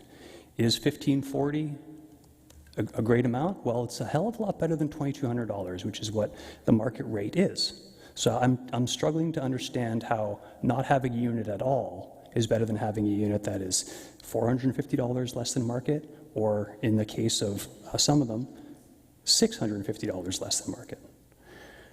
The reality is this housing supply situation, especially acutely in Ontario, but across the country, is going to get worse over the next few years before it gets better. So is this a dramatic change in terms of how we do process? Absolutely. But when we look back, we have to say that we had a dramatic response. Thank you, Councillor Davey. Councillor Ioannidis. Thank you, Mayor Urbanovic. I just wanted to reflect a little bit on the last few months on some of the proposals that we've been approving here around the Horseshoe, and I can't think of any other municipality that's been approving the amount of rate of affordable housing and working collaboratively with our staff and the development community to provide this critical infrastructure that our community needs, not only especially with the rental stock. And I think it's a testament to this council and to our staff and the great work that they do that we're seeing these projects come to our city. And the other day, I was approached by an individual who's in the industry and said, "What are you guys doing in Kitchener that's so special?" And just to be honest, I just said we're focused on the cause, and that's building more housing, and it's the biggest need, and that's where we're focused on, and that's the need that we heard from our community. And by saying no to every development because it didn't follow certain guidelines, to me is very trivial. So, but anyways, I think it's a huge testament to our community and I mean to our staff and to this council and the amount of projects that we're dedicating to tackling this issue. Thank you, Councillor Ioannidis. Councillor Davey, normally wouldn't do this, but... Yeah, sorry, just like 2 seconds. Just one thing I forgot to mention too, just speaking to our discussion earlier that Councillor Deneau and Councillor Johnson raised as well with this developer, is they build. We see so many development proposals get approved that go off into the ether. Vive has built a lot of developments in this community, and we heard here today that their intention is to build this next year. Okay, not seeing any further comments. I'll make my comments. I will support the original recommendation and the amendment that's before us this evening. I am pleased to see, particularly as we're looking to build additional housing units, which we know are desperately needed in the community. I'm pleased to see this proposal before us, and want to thank staff and the developer for working on this over the past week since it was originally raised as a possibility, as a question at committee. This is the second time now that we've had projects where we've encouraged the developer to be more ambitious. And so I think the only thing I will say, while I'm supportive of that going forward, if that's a broader direction that we want to have, then I think that's a discussion we should have around this horseshoe and give it as direction to staff ultimately to pursue that as part of their considerations going forward. I think ultimately any application, including staff recommendations, sits with this council. I think as much as possible, if all of that can be factored in before a final recommendation comes to us here at the Horseshoe, it would be helpful and just lead to a more effective planning process overall. So that would be, if that's a conversation that council would like to have, then I think that's something that we can talk about at a future Planning and Strategic Initiatives Committee. So with that, I'll deal with a recorded vote. I'll deal with the amendment first.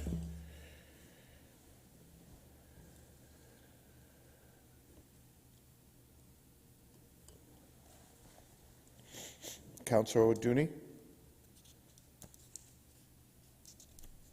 Yes. Okay, thank you. And that is carried. And now I will deal with the main motion as amended with a recorded vote.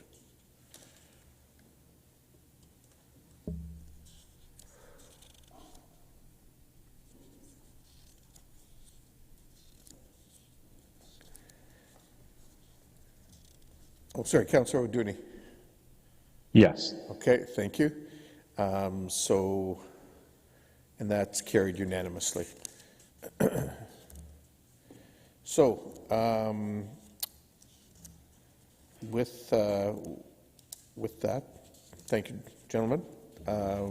We'll now move on then to reports of the committees, and we'll start with Heritage Kitchener, and I'll call on Councillor Michaud to bring that forward, and I will just remind Council that there was a written submission received with respect to 30 to 40 Margaret Ave from Arlie Klassen and Keith Regier for your consideration.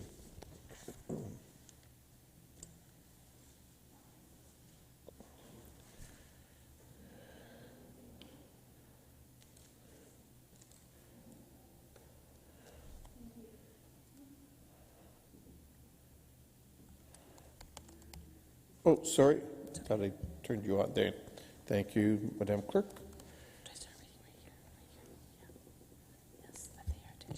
Yes, that the Heritage Kitchener dated September 5th listed as item 7.1A to 7.1C on the agenda. This dated be adopted.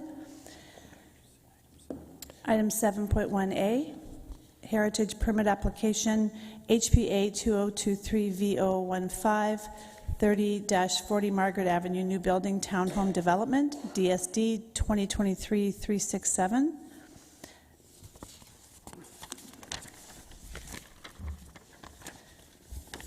And 7.1B, sorry, these papers are.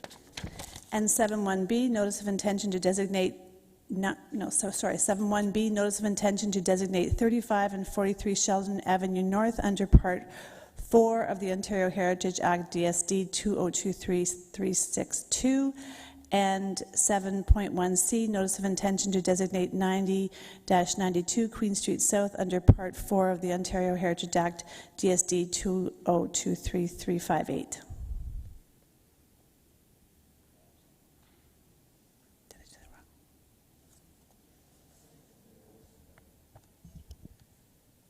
Okay. Thank you, Councillor Michaud. I do see some delegations still in the chamber. Was anybody looking to speak to anything? I just want to make sure we weren't missing anybody. Okay, great. On Heritage? Yeah, but you're second in line. Councillor Chapman. Yeah, I wanted to just speak to 30 to 40 Margaret Ave. Do we have to take it out, or how does that work? That's 7.1A? No, go ahead. Okay, so at the Heritage Committee meeting, it was agreed that staff would work with the residents and with the developer to talk about potential changes to the rooftop structure of the townhouses, and I was wondering if somebody could give us an update on that.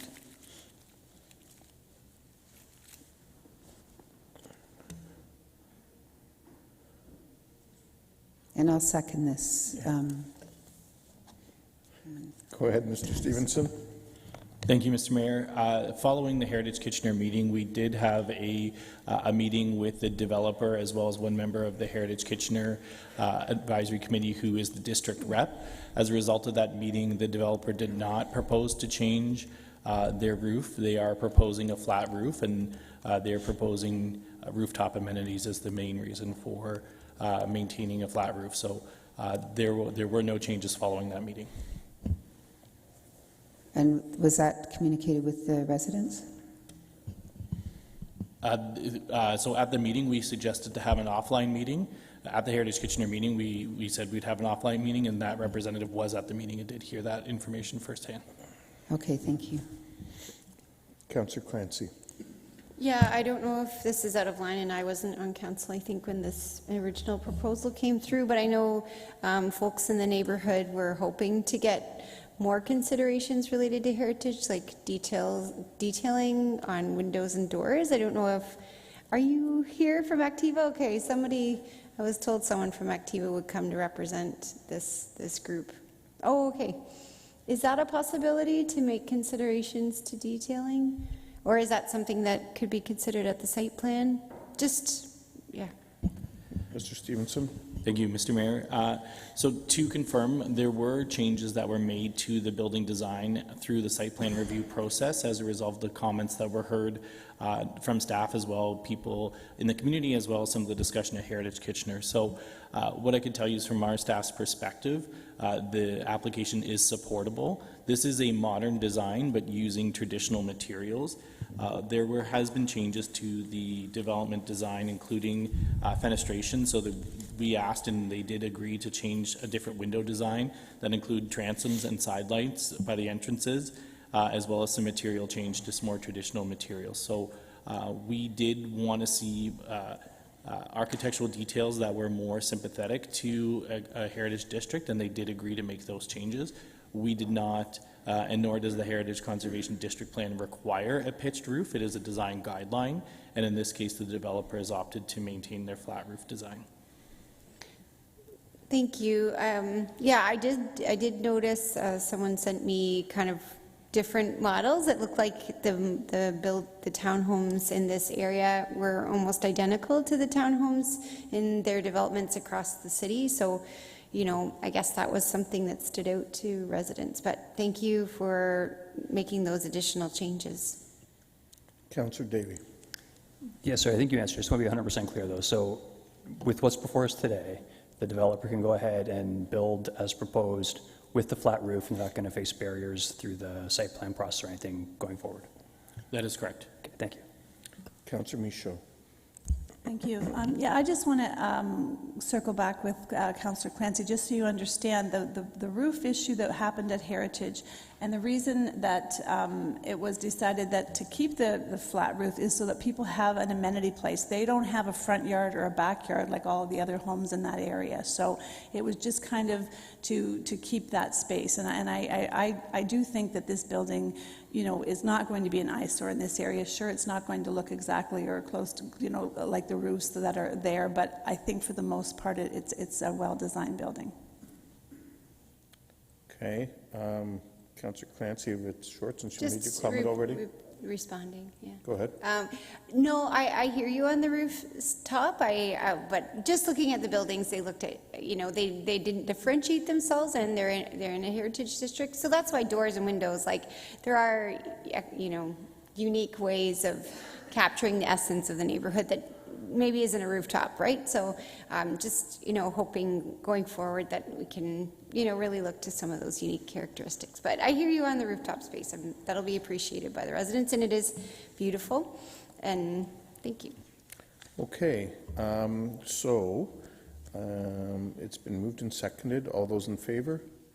Opposed? That's carried. We'll now move on to Planning and Strategic Initiatives Report.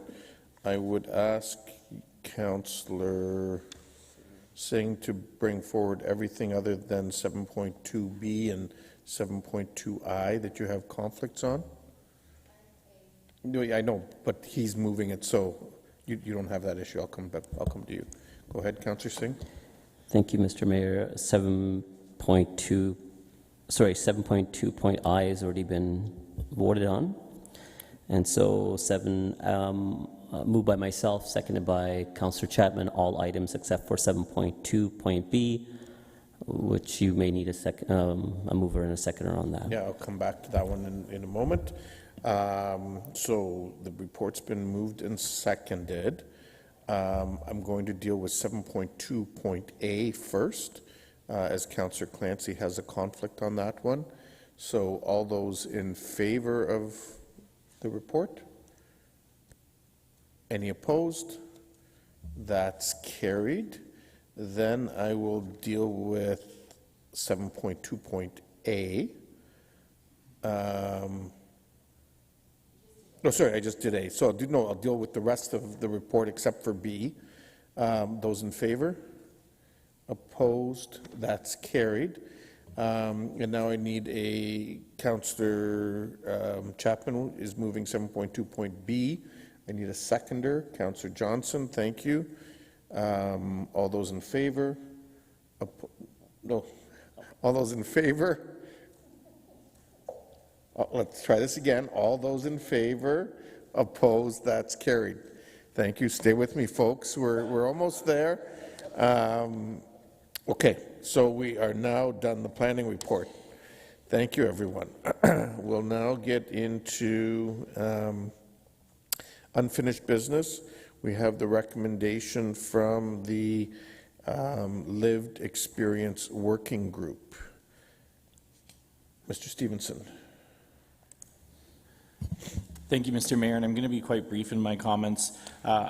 Tonight I'm very happy to report that we've been working with the Lived Expertise Working Group over the summer since our discussion in June, and as a result of those discussions we were able to develop a collaborative work plan for year 2 of the pilot program. So Council may recall that the original pilot program was developed for a 2-year period with a check-in after 1 year. And at that 1-year check-in, we had a good discussion about making sure that everyone understands the roles and responsibilities. We took that mandate quite seriously, and we had some good conversations, and we've developed a work program that everyone's excited to work together towards. We are now resourcing from a staff perspective from the planning division. We feel that the Lived Experts offer a good perspective on a lot of the housing work that we're doing, and we've enjoyed the partnership over the summer and look forward to more productive discussions as we go through our official plan update starting next year. As you know, we have a body of work that includes rental housing, eviction and displacement that is very valuable by having a Lived Experts lens on that work, as well as we continue to do our Housing for All strategy implementation and monitoring. So the point of the report today was just to provide you an update. As a result of those discussions, we decided to develop a charter so that we can hold ourselves accountable as we continue to have those conversations between now and June. So it is my recommendation that we continue on with that pilot work in accordance with the charter that's attached to the staff report. Great, thank you. Councillor Chapman, you have a question? A comment. Okay, before we do that, before we get into comments, can I have somebody move the report, please? Councillor Singh, Councillor Deneau, Councillor Chapman, go ahead. Yeah, I just want to thank staff for doing this. I think it's really important to keep this collective together and to work through these issues with those voices at the table. So I noticed some of the maybe possibly members of the working group were here earlier, and I noticed they've left, which is unfortunate, but I'm very pleased to see this coming forward, so thank you. Councillor Johnson. Yes, thank you, Mayor. And I just wanted to commend staff and the working group as well, that you were all able to come together and come up with a charter to be able to work through this. And it really is such a, kind of a novel way of moving forward with dealing with some difficult issues is to have the lived experience group here. So I'm really excited that you were able to find a really good way forward, and I'm looking forward to see what comes out of this over the next year. So thank you. Okay, thank you.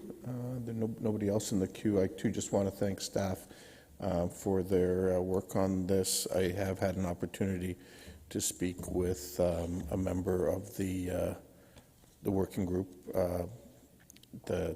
one of the members who has had lived experience, and we had a brief but good dialogue, and I'm pleased to see this before us. So with that, all those in favor? Opposed? That is carried. I'm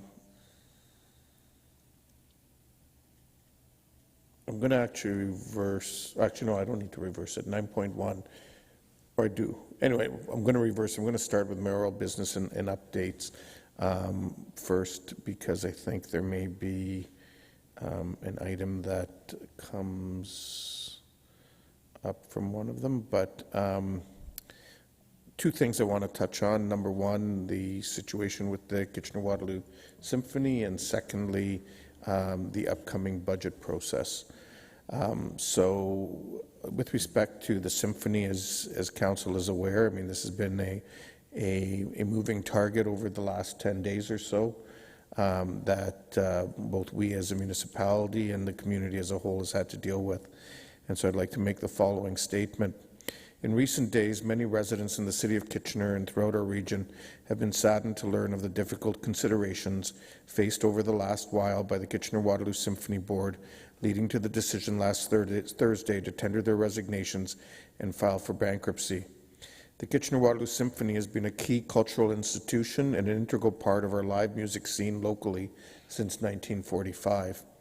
In the decades that have passed, the KW Symphony eventually grew to become the third largest orchestra in Ontario, cultivating world-class talent and delighting audiences of all ages on a local, national, and international stage. The KW Symphony was also a founding partner, together with the KW Art Gallery and the Grand Philharmonic Choir, in the opening of the Centre in the Square back in 1981. Without their support and advocacy, the Centre in the Square, one of the best performing arts centres in the country, may never have been built. With the news that the KW Symphony has filed for bankruptcy and the Board of Directors has resigned, the City of Kitchener, together with many community partners, is reflecting on the legacy of the organization and our community and its impact on Kitchener, Waterloo Region, and beyond. As one of the largest employers of performing artists and cultural workers in Kitchener and throughout our area communities, the dissolution of the KWS will have a significant impact on many individuals, both locally and beyond our borders. We know this is a difficult time for many in our community, and our thoughts are with the musicians, musical director, cultural workers, youth orchestra members, staff, volunteers, donors, and fans. Live music has long been an important part of Kitchener's cultural scene, and today and in the days ahead, we're thankful for and reflect on the beautiful legacy of music and world-class talent the KW Symphony has given to our community. Classical music and live music of all genres will continue to be of importance to residents throughout our community.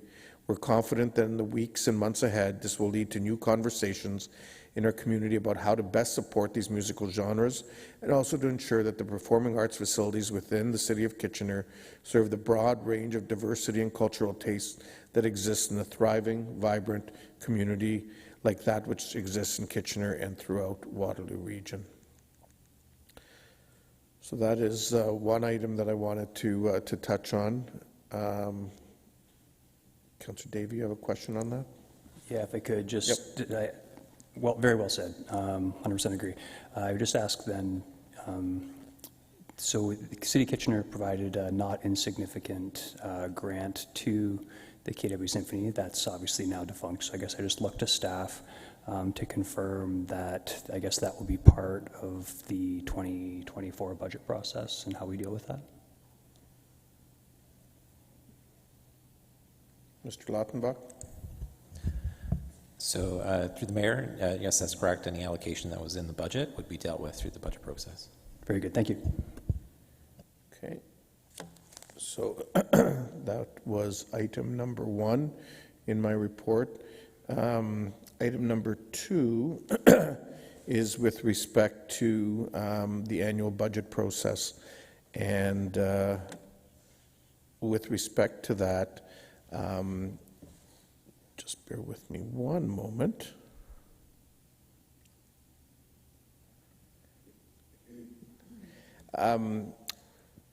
This evening, I want to share the following budget direction with respect to Kitchener's 2024 budget process. As we all know, provincial legislation has partially changed the budget process and refers to this as being the mayor's budget. But like with all direction up until now pertaining to the changes in the Municipal Act, I believe leading our community is about us, the collective. It's about council and staff working collaboratively together to serve our community. And as such, I view that in the end, the budget should ideally be mayor and council's budget for the city of Kitchener and not the mayor's budget. While the process to get us there might be a little different going forward in response to the Municipal Act changes, between Councillor Davey as chair and myself, we will continue to work towards the kind of collaborative budget we achieved last year and which I believe will best serve our community. The direction that I'll be providing staff this evening is that in accordance with Section 284.16 of the Municipal Act, and I won't bother reading the rest of that stuff, and in accordance with Section 284.3 and Chapter 115 of our Municipal Code, we'll skip that stuff, the Chief Administrative Officer be directed to have staff prepare a draft budget for the Mayor and Council's consideration and engage in the following activities to provide opportunities for public and council feedback. Make the draft budget publicly available on the city's website. Provide a summary presentation or presentations to the Finance and Corporate Services Committee that highlights key elements included in the draft budget, both operating and capital, and consider ways to encourage public interest participation in the budget process, including opportunities for public input.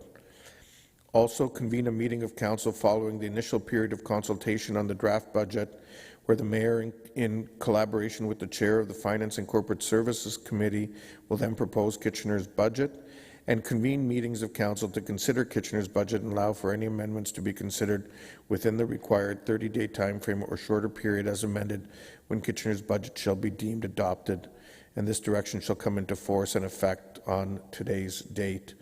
The direction provided this evening will lead staff to bring a report back to Special Council next Monday for council consideration with details about the meeting calendar and steps necessary to ensure we can complete our 2024 budget by the end of this calendar year. So I think it requires basically just one change to our meeting calendar or deadline more than anything, and so that'll be part of the report that comes forward. So I just wanted to share that publicly in the interest of transparency. So if there's nothing else on, sorry, Councillor Singh, go ahead. Yeah, Mr. Mayor, if you allow me to just say something to that, what you've just said, outlined the process for the budget.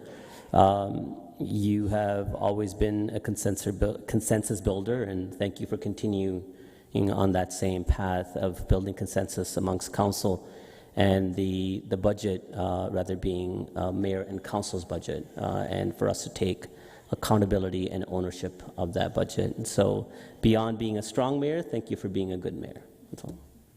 Well, thank you for those comments, I guess.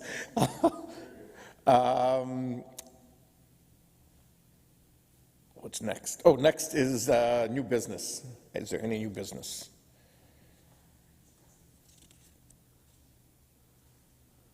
Okay, there being none, we've dealt with Councillor Deneau's and Councillor Chapman's motions. We'll now go into questions and answers.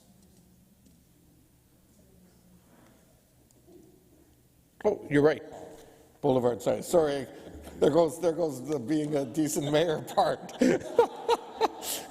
But before we actually do that, because I think we may be a little stretched to get all this done in 9 minutes, can I have a motion to go past 11? Councillor Ioannidis, Councillor Clancy, all those in favour? Opposed? That's carried unanimously. Okay, now over to you, Councillor Singh. Motion on boulevard signage. Go ahead. Yes, thank you. I'll just go to the main essence of the motion, but before that, if I could quickly just say that a lot of conversation has taken place, and rightly so, in discussion about how can we improve our community and requesting others effectively to look for solutions to improve upon our community. And this is a motion that places that onus and responsibility on us of how we can improve processes and direct staff to make positive changes in our community, and which are, therefore, be it resolved that Kitchener Council directs staff to take following actions. A, work with Kitchener Digital Innovation Team to investigate the feasibility of developing an app that allows residents to easily report the geolocation of boulevard signs. Review and amend the sign bylaw to require realtors to prominently display either the date or the name of the day of the week for scheduled open houses. Remove the provision in the sign bylaw that requires a 30-day sign hold after removal, as it is deemed ineffective in addressing the issue of excessive boulevard signs. And finally, implementation of a set fines for infractions of the sign bylaw to provide a stronger deterrent to the violators.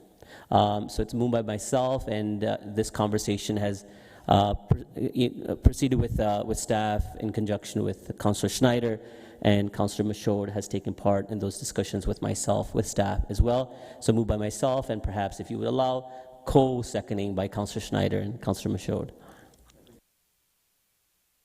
We have to pick one, so I don't want the clerk, calling me to task. So you're both Eastwood grads. Okay, Councillor Michaud, it's yours. There you go. Okay, Councillor Michaud has seconded the motion with a strong note of support from Councillor Schneider. Okay, so with that, I do have a couple of people in the queue, and then I have a question. Councillor Davey. Yeah, thank you. Thank you, Councillor Schneider, Councillor Michaud, Councillor Singh for bringing it forward. This is a thorn in our side, really. It's a small thing, but it's an annoying thing. So thank you for bringing this forward. I especially like the technology angle. I just have a question, though, with respect to the app, and I'll leave it in your hands. But when I think of an app, I think of something that or someone's expected to download to their phone, and I say this, looking back, because I was a huge fan of an app we had a long time ago called Ping Street that, as far as I know, went into the ether and went nowhere. So I just wanted to, make sure that when you say developing an app, I think in a greater sense application, or just leveraging technology to make it easier for folks to report.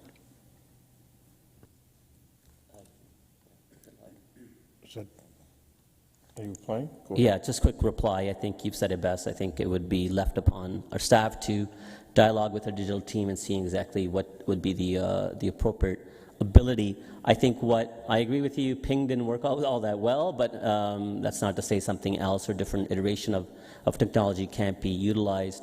Where I'm trying to put kind of focus and essence on it is identifying geolocation, and perhaps it's a very challenging endeavor for someone to go on the website and outline this sign was kind of over here. So if there's a way for people to be a little bit more precise, it allows our bylaw team to more so quickly respond to remove those signs. Councillor Clancy. Go ahead. Yeah, in principle, I agree with this. It's a nuisance, to say the least, and it creates a lot of garbage. My only concern is the cost, the price tag. I worry that we have a lot of priorities as a city, and I wouldn't want. I would like a low-cost option, and I worry that adding a lot of staff time and developing apps can sometimes be quite costly. So that's my concern. I don't know if staff could speak to how costly this might be. Just a concern, and maybe it's not a reasonable concern. I don't know. Who wants to tackle that? Mr. May. I know. Through you, Mr. Mayor. You know, we build this type of an app, for lack of a better phrase, on a pretty regular basis, so I think it's certainly something that can be done at relatively low cost. Okay, thank you. Councillor Johnson. Yes, thank you. And Councillor Singh, I'm wondering if we can somehow tie the set fines for infractions to equal kind of what we're anticipating the costs. I don't know if there's a way of doing that, but when we're setting the fines for the infractions, can that equal what the cost would be? Is there a way of offsetting that? Councillor Singh. Are you referring to offsetting cost of picking up of those signs? Yes. I think that's something that we would, again, the motion is directing staff to look at what that the infractions, that fine needs to be. But beyond that, when we're looking at costs, we're not really directing on our staff to go out there and hire additional staff persons to deal with this. It may be some subsequent report which staff can recommend, and it would be in the behest of council to decide if that is a priority that we need to look at. Right now, we've gone a step further a little bit beyond before, I think we had one dedicated staff that went around looking for these signs or picking up signs. Since then, through conversation with Ms. McNeil, our general bylaw staff regularly, if they see a sign, they pick it up themselves. And I think the effort of this motion is to carry that forward, other than perhaps if staff have additional recommendations from this report that would come back later. So would it be friendly to say that you would support that it be as neutral in terms of money spent on it as possible? That if the fines can reflect that? That's a friendly for me. I personally prefer those signs to be as regressive as possible. It would deter, but rather than neutral. But I'm comfortable with that. Thank you.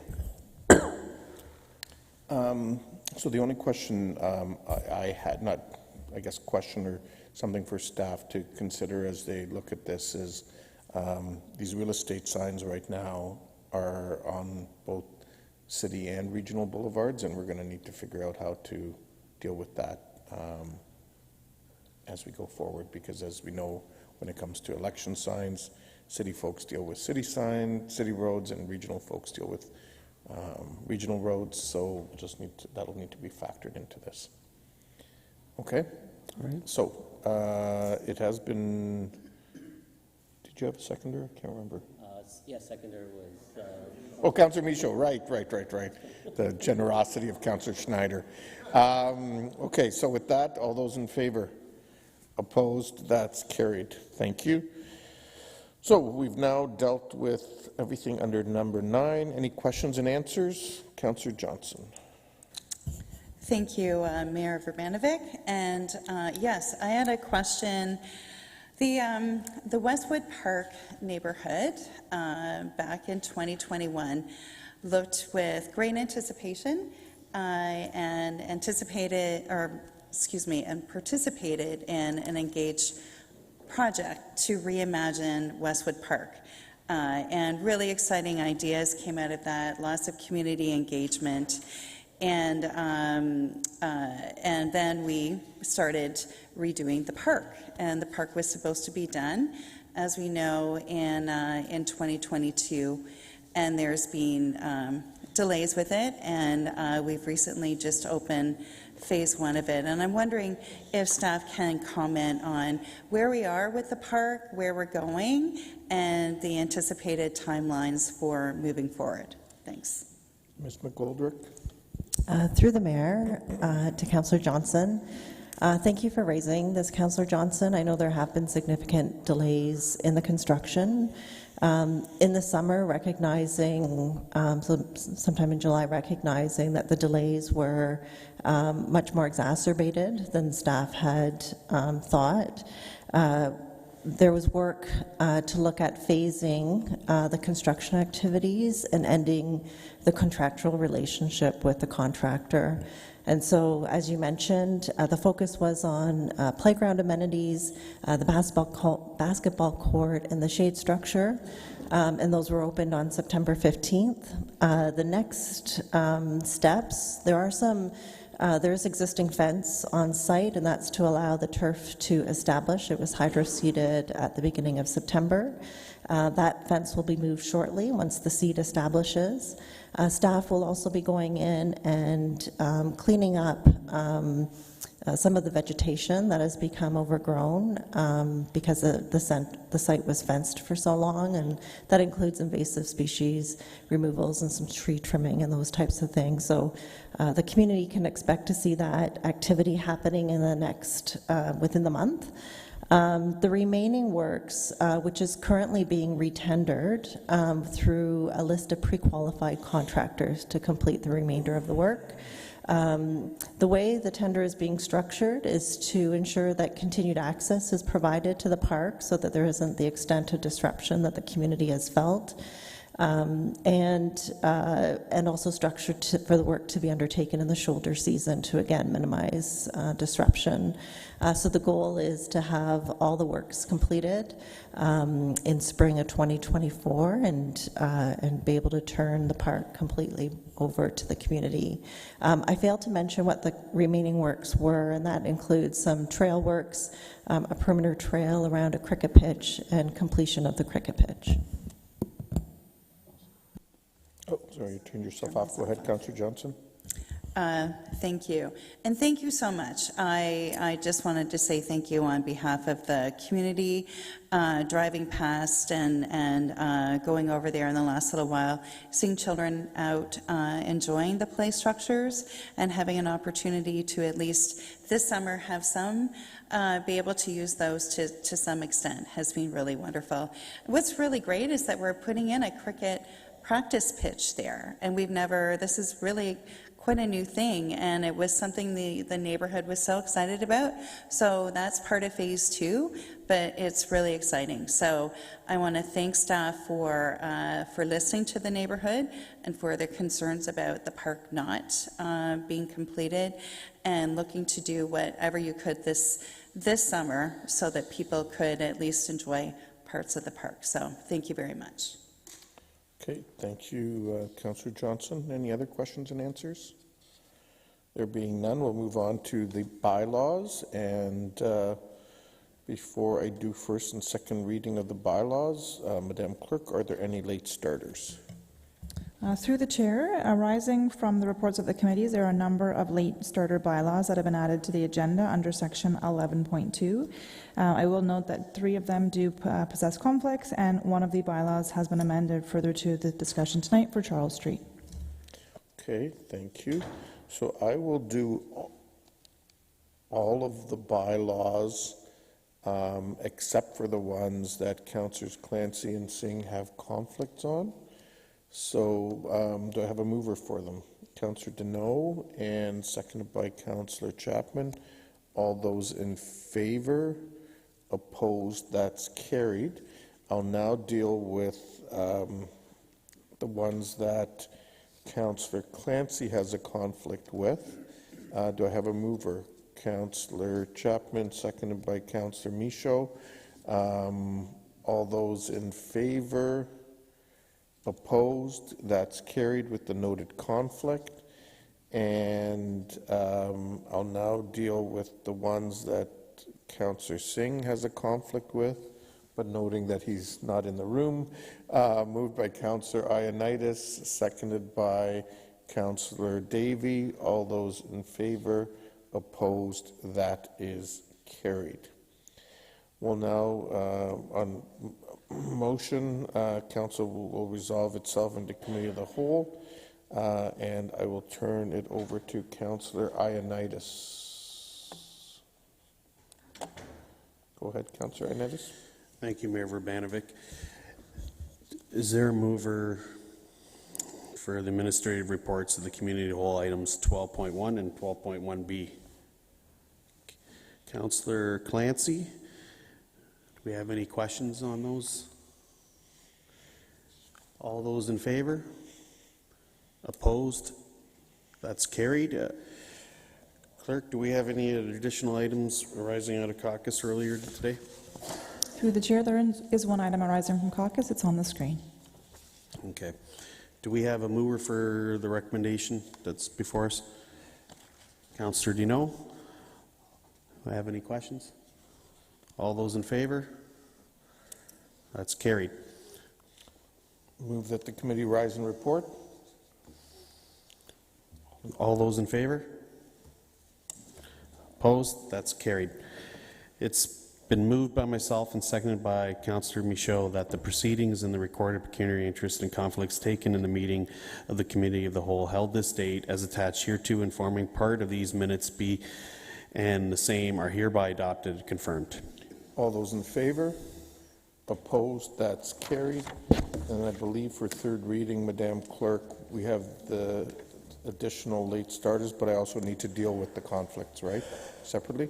So I need someone to move third reading of the bylaws. Councillor Davey, Councillor Deneau, all those in, sorry, the bylaws except for the ones that Councillor Clancy and Councillor Singh have conflicts on. All those in favor? Opposed? That's carried.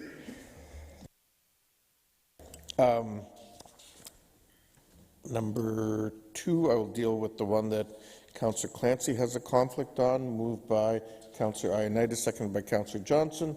All those in favor? Opposed? That, sorry? I didn't, yes, she didn't, she just twitched. Okay, that's carried. I'll now deal with the one that Councillor Singh has a conflict on, noting that he isn't in the room, and moved by Councillor Schneider, seconded by Councillor Michaud. All those in favor? Opposed? That's carried. And motion to adjourn, Councillor Schneider, Councillor Chapman. All those in favor? Opposed? That's carried. Thank you, everyone.